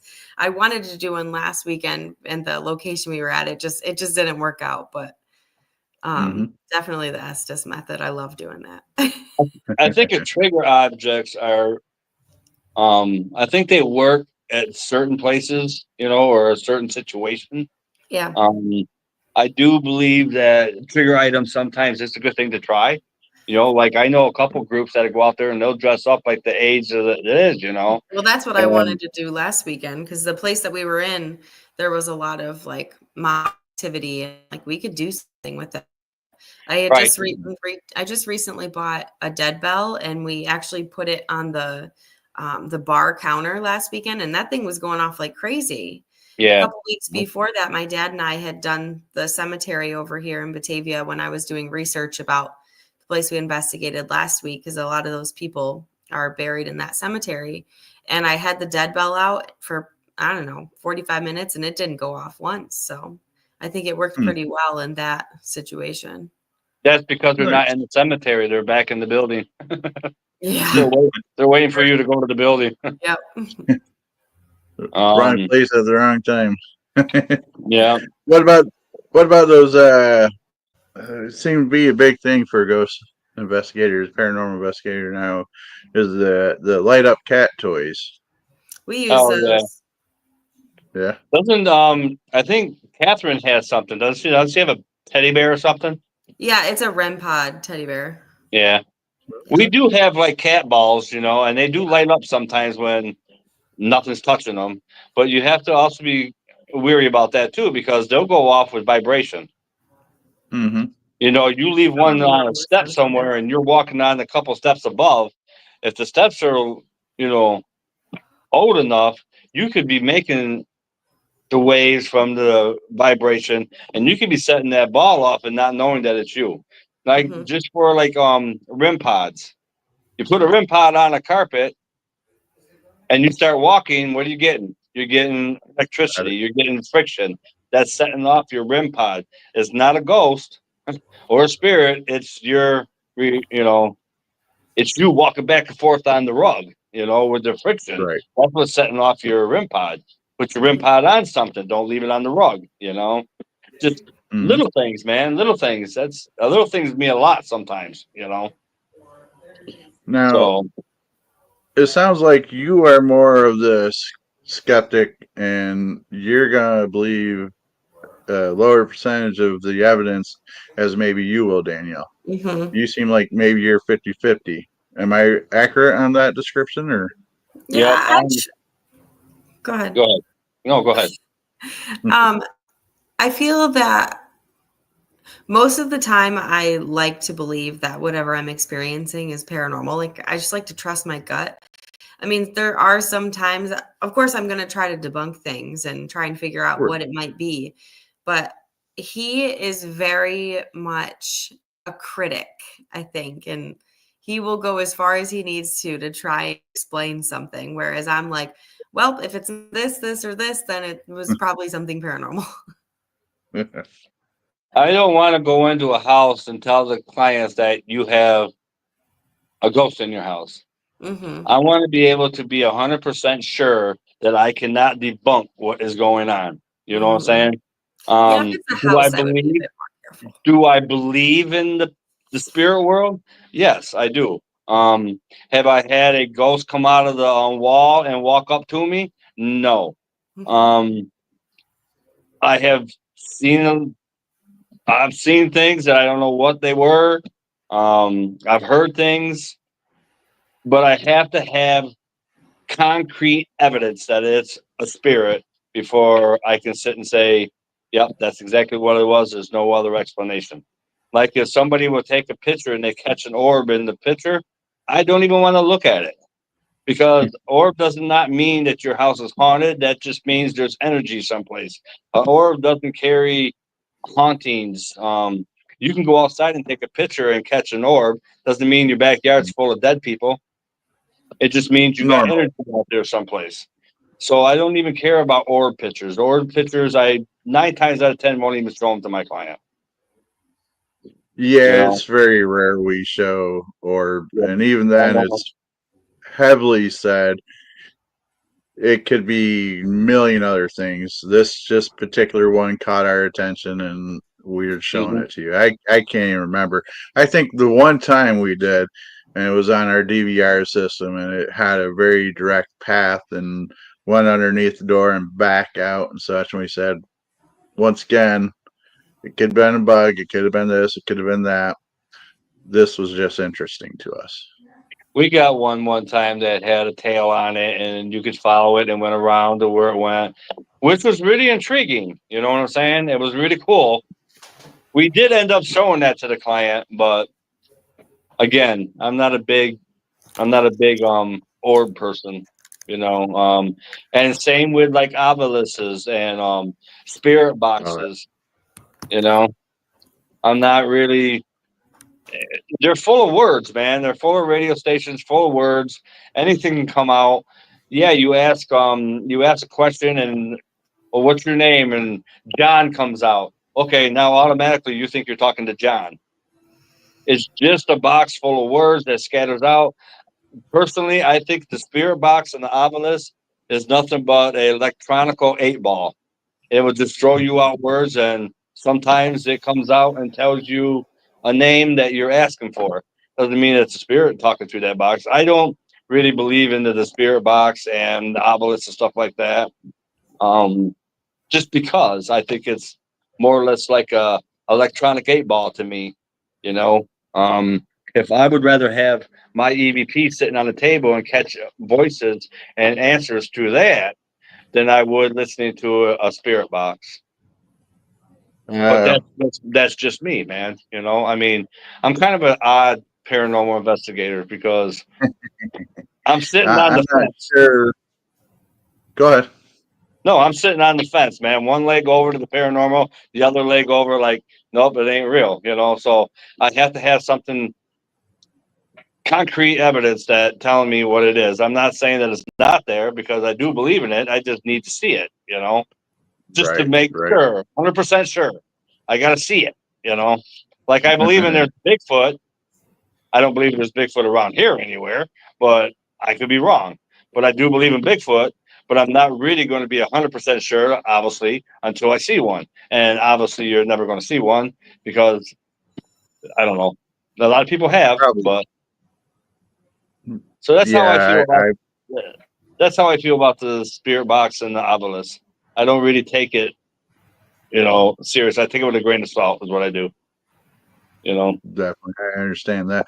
I'm not sure what object you have, but that sounds interesting. There, Yeah. paranosis.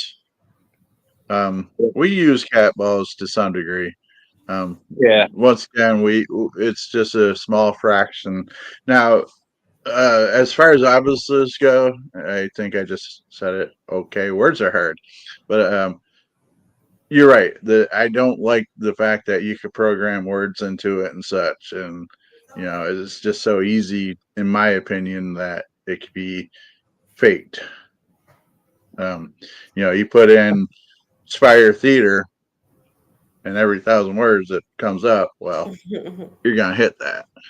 Right, Spirit exactly. boxes, I'm a little more lenient on your view than your view, because I've seen some kind of intelligent responses from it. As in, Right. like the one time I was at the old Big Lots there in Warren, and I asked the spirit to come out and say, come get a picture with us and such, and we literally heard the letters "F U," Oh, like no within doubt. seconds after. So I was like, yeah, okay. If you really don't want to, then that's fine. But you didn't have to be so rude. Right. But I mean, we were just doing this investigation last weekend with Family Paranormal, and they just did a YouTube channel with us yesterday, and I was watching it, and they were asking something in the basement, and my name came out.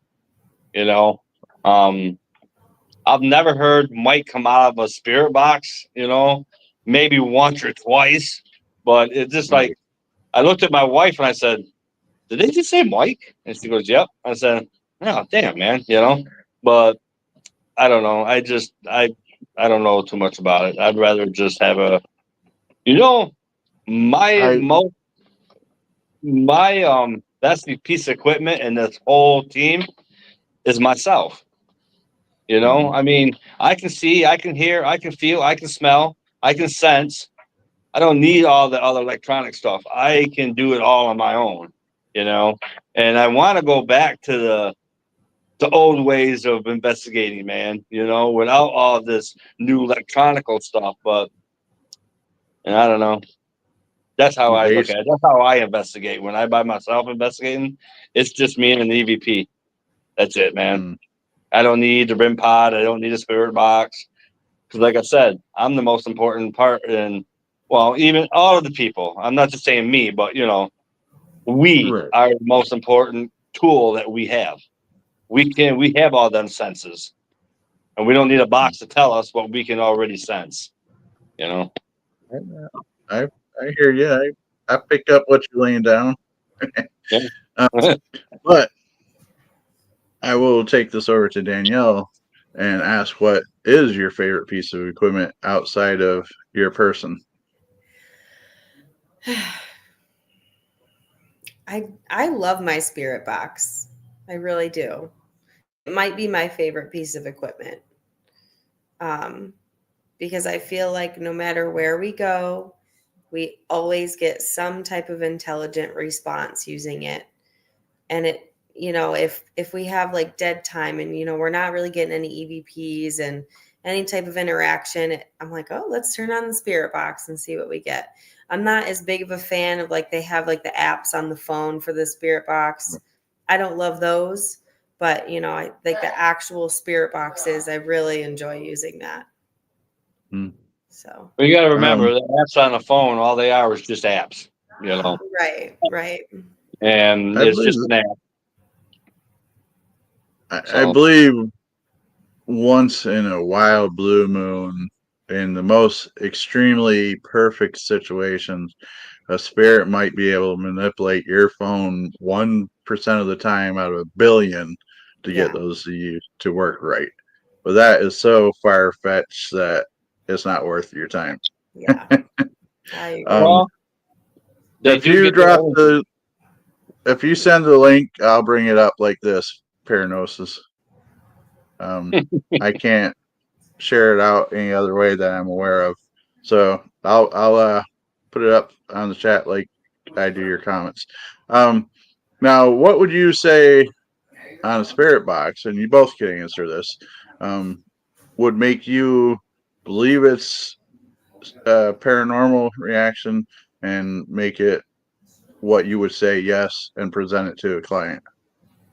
I think that when you consistently hear the same voice for a number of minutes and a number of responses, that usually makes me think, okay, we're talking to somebody here. And if, I think it's so easy to ask a question and then the answer might be vague, like November. Oh my gosh, it's November right now. Or, you know, if they're very specific answers and it actually seems like it's answering the questions in the same voice, that's when I would take it to a client. I've had that happen to me years ago. Yeah, I like to be able to sit down, introduce myself, you know, and all that, because I tried to be as respectful as possible. Mhm. I introduce myself and I sit down. I explain to them what I have. This here is a spirit box. It won't hurt you. You know, here's a RIM pod. Won't hurt you. You can touch it and it will light up like a Christmas tree. You know, stuff like that. Just letting them know what it is. Um, I started asking like, what's your name? Why you been here? And then I say, can you tell me what year it is? And they will come out with some 1975 or 1932 or something like that. And it is it's very odd to get an answer like a year, like a 19 or an 1865. It's very hard to get that out of a spirit box. I think so. And but I on the other hand, half of the stuff that comes out of there, I try not to really believe what it comes out of there because they just throw random things out there. They'll answer something that you didn't even ask, you know. So, and Mhm. then giving it to a spirit that has the ability to pull the words out, really, I don't really think, I don't know, man. I mean, I just don't think that a spirit's going to be able to pull a word out of a spirit box and let it be said. But I could be wrong. I don't know. I mean, every paranormal team has at least one or two in their box somewhere of a spirit box. Oh yeah. So they must work, you know. Um, Well, to some degree, I think it helps bring the excitement of the moment to you in the moment, because I'm sure you personally, Mike, and I'm sure you've said you've been doing this for several years now, Danielle. Uh, you going over evidence and you go over hours, and then finally, when you get something that's great, whereas a spirit box is in the moment right then and there, it helps build up your energy, and it's like a boom, let's go. You know, it helps pick up the mood a little bit, and it makes for good video if you're doing YouTube channels and things like that as well. You know, people are right. right there and able to catch that. Now, Lee hates the spirit box. Anytime I break it out, I see his eyes roll in the back of the head. Like, really? He's more like you, Mike. He'd rather go back to the basic EVP sessions and things like that. And I have no idea what an Alice box is. I feel like it's kind of like a word generator, Hmm. What is it? the Alice box. Isn't it something like the Geo box? No.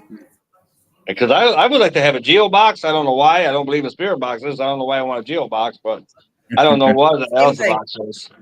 Yeah, the Alice box is like a word generator. Nah. I think we See, all have bingo. They say. I would like to go back in the old times, back in the where we were when we first started. You and I, there, Scott. A regular digital camera, Mhm. maybe a Polaroid camera, which Danielle does have, and an EVP.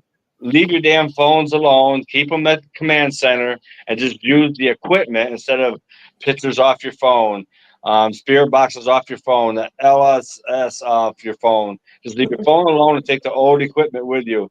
I think you would get a lot more that way than you do with all the new electronical stuff that's coming out now. Because Well, I do they think you they guys were got a lot selling more. What's that? old tape recorders at Walmart not too long ago. Yeah, man, take Yeah. out that, and I always I find was- that the tape, like the cassette recorders with the tape on it, they work great because, I have a lot of them. I got, man, in my box of J.P.I stuff, I got recordings, little cassette tapes, goes in the recorder. I'll bet you I got Micro. 12 to 15 of them sitting in my box with EVPs on them, you know. you need to convert them over. What's that? You need to convert them over I do need to to convert them digital. over because I don't even know what's on them anymore, man. I would have to read and see what's written on them. I was just going through some stuff the other day, and I found them. I'm like, oh my goodness, I still have these things, you know. But I think the old way would be, and that's how I do it when I'm on my own, you know. And I have a saying, though, we got the thing at the team that nobody goes on their own, you know. At least have somebody with you in case you see something that other person can, you know, back you up and say, yeah, it happened, you know. Or if something does happen, you got somebody there with you. You know, I think it's always good to go in pairs as by yourself. So, But so you're not running up the basement stairs by yourself. yeah, pretty much, yeah, screaming. You got it's out there on our page. You got to find it. It's a video. It Yeah, shows it's them. funny. It's only about a 7-second video, maybe 10-second video, but you see him screaming, running up the stairs. It's like, and we all turned around and watched, like, what the hell's going on, you know? And here they come, running up the Well, stairs, yeah. right through the room into the other room. They didn't stop running. Nope. And yeah, make sure of both, I think, is probably the best way to go. Yeah. Yeah, I but do It's just agree. like being a scientist. Like you have to have a well-rounded group of evidence and ways to record things. You can't just use one thing. I mean, Well, right. well, An EMF detector is not going to work every single time. A voice recorder is not going to work every time. The dead bell won't every time. So, yeah, having a nice roundabout is definitely good. The tripwire is amazing for stairs. That's a whole different type of situation. right. Gotta be careful doing that. Or are you And that's thinking like like the the K2 lights, meters. motion sensitive? like the EVP Here, or EMF lights. I don't really my care about mind went K2. totally different way with that, tripping people from running so your group doesn't run on you no more. And anarchist cookbook stuff, you know. But We do have a anyways, we do have a J.P.I picnic every year. You know, we do things for the group. You know, where we just come over, we have a nice picnic, we have a fire at night. You know, we do stuff like that. So we basically are our family away from home. You know, I do believe we're that close that we can call each other family. And there's a lot of things that we do just for us. You know, um, like now I in do June, huh? I do recommend. I don't mean to cut you guys off. I apologize. It's a bad habit of mine. Um, I fully agree. Wasp does that as well. We missed a year or so now, but doing the whole picnic deal with the family and such, for teams out there that are going to have teams and such, that is such a great connection, great building for a team is having doing things like that. Yeah, Picnics, family gatherings, especially if you get the families, because then they know who you're going out with and such, you know. So I right. highly recommend it. You guys sound like you would as well. Uh, Wing nights at the bar, chasing different spirits. Just make sure you have a designated driver, and you know, just connecting outside of the paranormal world is good. It's good Yeah, for team building. we've done that a couple years now. You know, just come over and we all just eat, have fun, have a fire at night, drink a little. You know, I think that's good for a team to do that. You know, you get to know each other a little differently. You know, and everybody can unwind and have a good time. You know, they bring their families with them, so you know everybody can meet the family, and everybody just has one big thing. You know, which Danielle is already in our family, so we already know her. But you know, so It's on I video now. You can't deny it. well, can't deny it. Crap. Damn it, I know, but she's lucky to have me. So I think you're lucky to have me. I am. I'm very glad to have you. Um, but yeah, I think things like that is good too. You know, uh, I like doing it. Plus, I just like eating and having bonfires anyway. So whoever shows up is even the better. You know. So Right. Eating's, a very big part of my life. I eat all the time, man. So, you know, So yeah, I fully agree. Definitely. Um, Now I see that we have somebody from a different country. What country, if you guys were invited, say free trip, full everything paid for it, but you have to investigate somewhere, which country would you go to? England. England?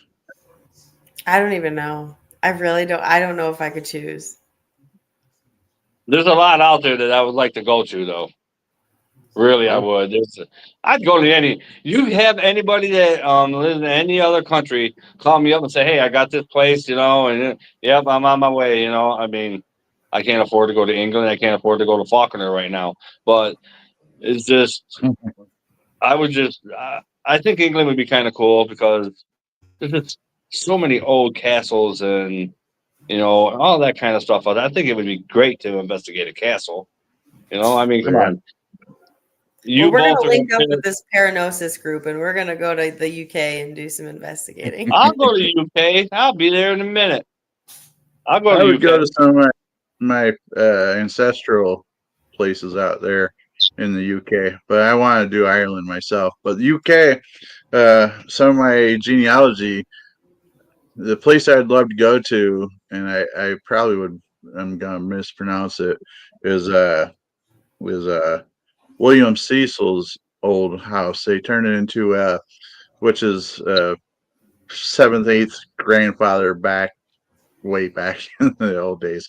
Um, he was Lord of Barley or something like that. He had a big home. They turned it into a museum now. So I don't know if I'd have the ability to go there or not, other than the day tour. Yeah, But Right. that's one place I would like to check out that's cool. over in the UK. Now, a side note that's interesting to me, I don't know about anybody else, is his home was actually in the movie The Da Vinci Code by Tom Hanks. So Oh, that's okay. in that. Where he goes to the one guy that tries to solve the puzzle. That's Oh, the place I'm talking about. oh, I'm gonna have to go I back That'd and be don't. watch funny. it again now. I don't watch It's a good movies. movie. I don't watch movies. I watch documentaries only. That's all I watch. Only time I watch a movie is if my wife wants wants to watch a movie or something. Besides that, I'm on documentaries all day long at home. Yeah. I'm on Discovery Channel watching stuff. I'm a big fan of Expedition X. With Josh Oh, Gates and stuff like that.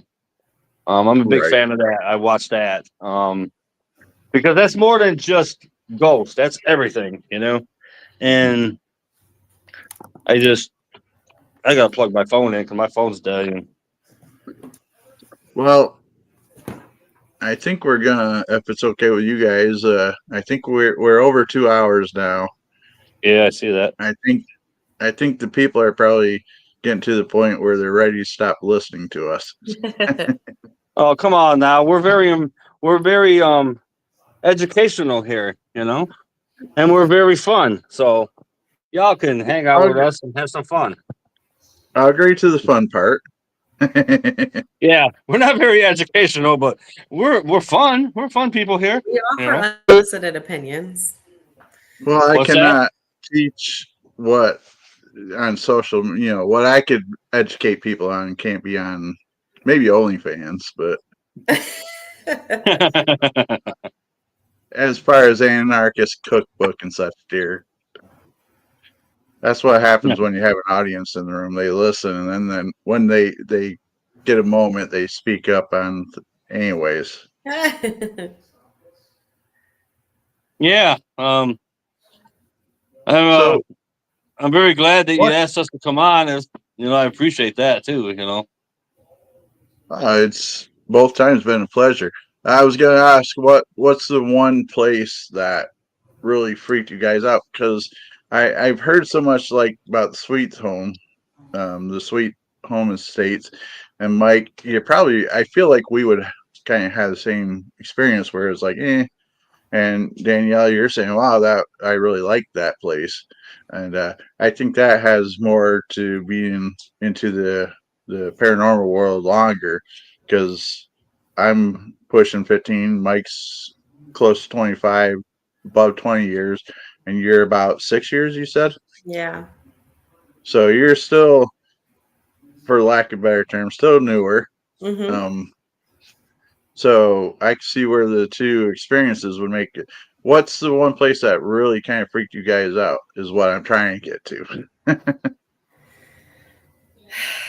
Is there any place that pops in mind where you're like, oh my God, that place really got I I, have a place that I didn't have the team that I have now, but we did a private home in Stockton, New York, and it wasn't really creepy, but it was really weird because all night long there was pennies being tossed down the stairs, and there's nobody upstairs.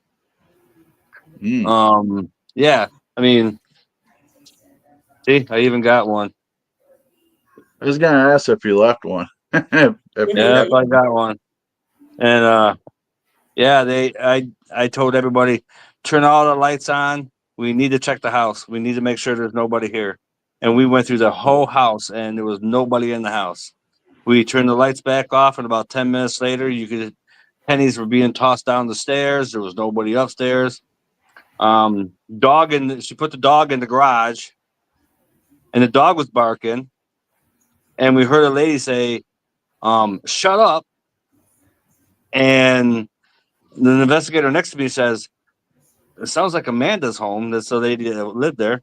So we go out there, and there's nobody out there, but we done heard that woman tell the dog to shut up. And as soon as the lady told the dog to shut up, the dog shut up for the rest of the night. But there was nobody there when we went into the garage. the spirits were like, I'm done with that. There was a mirror upstairs that I don't know. There was something weird about the mirror, something kind of freaky about it. They say that a man would come out of the mirror, and we got some kind of video of some kind of a man standing in the doorway. You can see almost everything. You can see where his ear was. You can see where his hairline is. He was standing in the doorway. But that was kind of a freaky night. They moved out. A guy moved in, and he lived there for a week. And he was downstairs with his dog watching TV, and the mirror upstairs that was hooked to the wall just came shattering down and busted all over the place. And he ran outside with his dog in his underwear and a T-shirt because he wouldn't go back in the house. Yeah, that house was kind of weird. I mean, just alone having pennies being tossed all night long was kind of a weird thing. Never happened to me before. Never seen that before, and I've never seen it since. And the lady told me, she goes, "Well, I thought my kids were just playing with these pennies." I said, "No, it's not your kids. I can reassure you that your kids aren't doing anything like that. So that was kind of weird." I'm sure the kids probably was thankful you told her that. And probably, yeah. I said, "You can stop yelling at your kids now because they're not tossing the pennies around, So, but that was really weird. I tell that story a couple times, and people look at me like, "Okay, yeah, you're something wrong with you because there ain't no way pennies going to be." Well, damn it, yes, there was, because they were there, and everybody in the team had that experience. We could stay at the bottom of the steps, all of us, and we could hear the pennies coming crashing down the stairs. It was just unreal. Wow. It was unreal. Yeah. That's crazy. Yep. Yeah, I would Never have had kept that the ever penny happen too. again. I think I So- would have kept the penny. Well, I kept it. It's sitting here. It is what it is. I mean, if there's something connected to it, it's been here for a very long time because I've had that penny for a very long time, man. So Right. Danielle, do you have any place on mind, or? I don't have any place that really has stuck out that, anything like that. Hopefully, over the next few years of going to different places, I'll finally have one. So check back in a couple of years. Be careful what you ask for, though. that's right. I tell them that all the time. Be careful what you're asking for out here, man. I say that You all the might time. you might Don't end up getting it. don't ask for something that you don't want, man. You sit there and you say, You, "Oh, come and do this and come and do that," until they do it, and then you're going to be like that one guy on the TV show there that I'm not going to mention names, but he asks for things to happen and then he cries when it does. So let's not have that happen, Don't ask for something you don't really want. right, And right. our tech guy, Nate, he likes to do that. He Oh, likes to really? provoke. Nate likes to provoke, but Nate is very open. So he can, he doesn't, he can't go on the theater because whatever's there does not like Nate. And it messes with him from the time he's there to the time he leaves. I don't know what it is with Nate in that theater, but whatever's there, it don't like him. Must look like someone that they knew when they were alive. Maybe. Maybe. I don't know, but they don't like him and they mess with him all the time. Nate's the only one that gets actually tormented through the whole time that we're there, man. So Leaffoot's still here. I thought maybe he might have went to bed. It's way past his bedtime, the old grumpy so and so. He says they gonna throw money around. It should be $100 bills. thank I you. would have kept. Thank you, man. I said that. I said, if you're going to throw money around, why can't it be something worth something? Yeah. Throw me, a couple $100 down the stairs. Don't send That's when these damn pennies. Takes $100 to make $1, for God's sakes. that's when the homeowner would be like, "No, it's mine. I dropped it." She had jars of pennies all over her house. She says she keeps picking them up. Yeah, well, Yeah, yeah. I I don't mean, know. Because I don't know where they're coming from. I keep picking them up. I said, did well, you they're the check same pennies.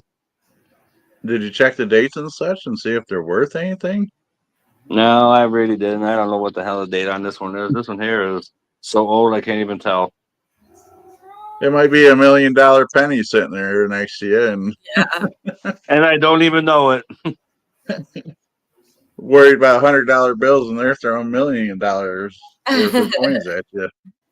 Wouldn't that be something, though? Never thought about that, did you? Not really, no. I just thought I got a haunted penny, and that's all I thought. It's got to be worth something if it's haunted, right? Right. Maybe I should Oh, sell it to Zach Began. He would buy it and put it in his museum. there. Oh, I know you're laughing and joking, but I wouldn't be surprised if he did and display Yeah, I it. know, right? I got a penny that's haunted. You want it? He'd make a whole documentary out of it. Yes, he would. Yes, he would. Anyways, guys, I've been having fun tonight. I got about a million other questions I could probably ask, but 2 hours and 20 minutes. I think we probably should wrap up. Before we do, is there anything that you guys want to bring up? Anything in the future coming up that you want to showcase? Anything like that? We were planning on doing another Paracon this year, but we're not. We're holding off until next year. So keep looking for that. Find us on Facebook. We're out there. We're on Instagram too. Yeah, we're on Instagram. I don't get on Instagram too much, so I really keep forgetting about that. But Danielle runs this Instagram one, The Instagram. and keep a look out there for our podcast coming out, and we are going to have a YouTube channel. So, but that's not going to work out for a while though, because I want to be able to have a few investigations lined up and done, so we can throw one out there like every 2 weeks or whatever it may be, But yeah, that's pretty much about it. Just find us on Facebook and give us a like and follow us, and So it sounds like the end of 25 into 26 is going to be quite busy for you guys. yes, we are hoping so. Yes, like I said earlier, I got these places I got to go see, but I'm not going to stop. I'm going to start looking for other places around, and I'm sure Danielle's going to be looking for places. So hopefully we can keep busy. We want to do a couple events this year too. We want to do like where we go and do seminars or or something like that, like a paranormal 101 or something. So if there's anybody out here that's looking for that, just give me a hit me up on our Facebook page, and we can do that too. We've done that a couple times. We've done that at a couple theaters. We've done it at a couple colleges. So that's what we want to do. Just get the word out there. Nice. And I look forward to keeping an eye on that stuff, and I'll try to promote it when I see it myself. I appreciate it. Because well, you guys do good work, so I don't mind supporting those that go forth. And you've done charity auctions and such as well. Mm-hmm. So yeah, we've done stuff for childhood cancer and epilepsy and bullying and breast cancer. We've done quite a bit of stuff for charity, and with our charity is it stays in the community. It doesn't go anywhere. Stays in our community. If you don't have the backing of your community, you're not really doing anything because nobody cares. You got to be in the community. You got to stay in touch with them. You got to always be on your Facebook. You got to interact all the time, and I feel that we do that, and so I think we're doing it all right where we're at. I agree. And I apologize that I didn't have you bring that up earlier in the show. It just popped in my mind that you did charitable things and such. Oh, no, you're right. But if you find us on Facebook, you'll see that we do charity. It's always out there, Mm-hmm. So, but yep. You guys have been a very front runner in a lot of things in the paranormal world in your area and such, and it's noticed. Well, I appreciate you, man. I appreciate that. We try, we try to stay above, so, but hopefully this year we got some really cool stuff coming up, hopefully, and we can share it out there and we can stay the top runners, because, in my opinion, we are the best, man, that's my opinion, but I'm allowed to have that, so. And you should have that about your view of yourself. I mean, yeah, you're going in thinking, oh, we're the fifth, and we're way in. You're just defeating yourself. So, right. Nothing wrong with having a good positive outlook on yourself, and then you're gonna have new sister groups and such eventually in a year or two, and so big things going on. So you got a lot of learning from Mike there. Oh, she's learning good, man. She's good, man. She's all right. She's got it going on. She learns fast, Sometimes she looks at me like, what the hell are you talking about, But yeah, she looks at me like, oh, come on, But anyway, she's my niece. I gotta expect that, Run from the family. We'll keep everybody in tune about the sister thing, and I'm sure now that we talked about this, I'll be getting messages from Danielle here sometime, and we're going to be talking about it a lot more now. So, yep, you're welcome. But guys, it's been great. Hopefully, I'll be on your show soon, and hopefully in the future I can bring you guys back and part 3, I guess. And both of that sounds great, man. I'll have you on ours, and we'll come on yours anytime you want. And here's Caleb again. Of course, Caleb's still here. Now, what's he say? He just did a ghost emoji. Hey, Caleb, I'm blind. I can't read anything you're saying there, so. That's how the younger generation is going to take over the world, is stuff like that. We can't see what's going on. Exactly, man. But yeah, it's been a pleasure, all mine, and I appreciate you, man.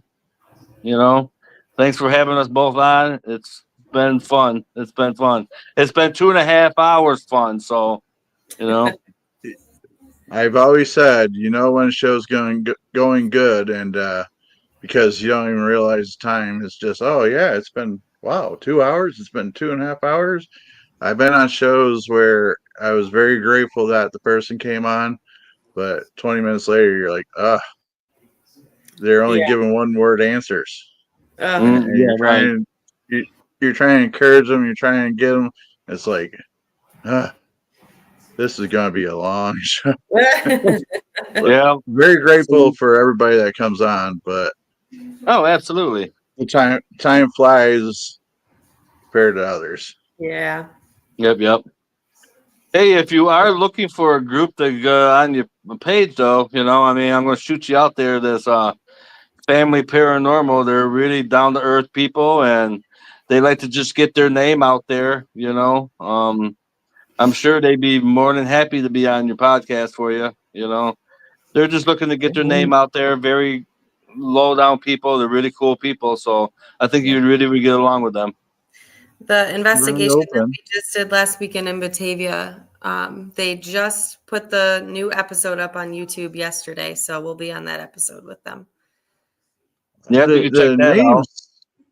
The name sounds familiar. Like for some reason it popped up, but I'm always looking and searching paranormal and such, just to find groups that nobody's heard of because especially newer groups. I love talking because the energy is so great because they're so good. Yep.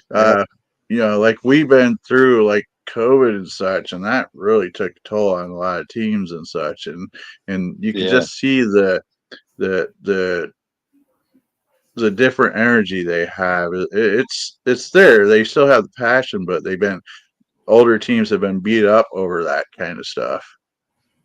Dude, through that whole COVID time, we didn't slow down one time. We wore Caleb, masks and we were on it. Amazing Yep. because there's 98% of the teams out there got crushed.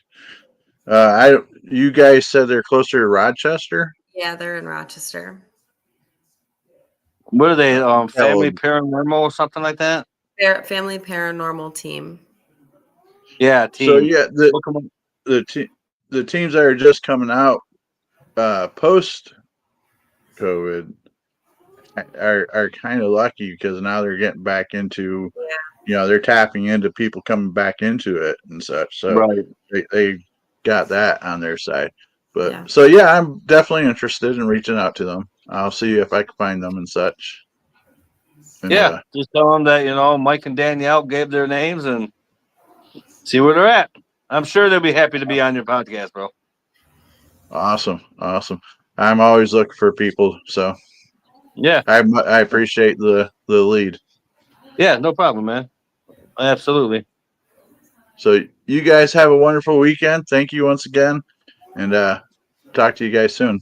Yep. All right, thank you, and have a great one. You too, guys. Bye. All right, now. bye-bye. See you later. Didn't mean to cut them off. Cut you off. Sorry, guys. Sometimes my fingers are a little quicker than what I plan on. So thank you everybody for being here and watching us. It's always a pleasure to speak with Mike and his crew. They're very knowledgeable and very, very well known in the Jamestown area and surrounding areas, Gwanda, Fredonia, and the whole tri-state East Coast area for sure. That's so always a pleasure to have them on. You heard them; they said they will be back, so we're going to hold them to that. Don't let them slip away and not come back on us. We're always looking for other guests, be it. Yeah, it is past my bedtime, sir. But we're always looking for people. You don't have to be in a team specifically if you're part of the paranormal world. If you own a haunted locations or anything like that, reach out to me, and I'll be happy to network with you a little bit. But I'm gonna go ahead and stop rambling on. If you've been here this time, do me a favor and click like on this video. And as always, stay spooky, my friends.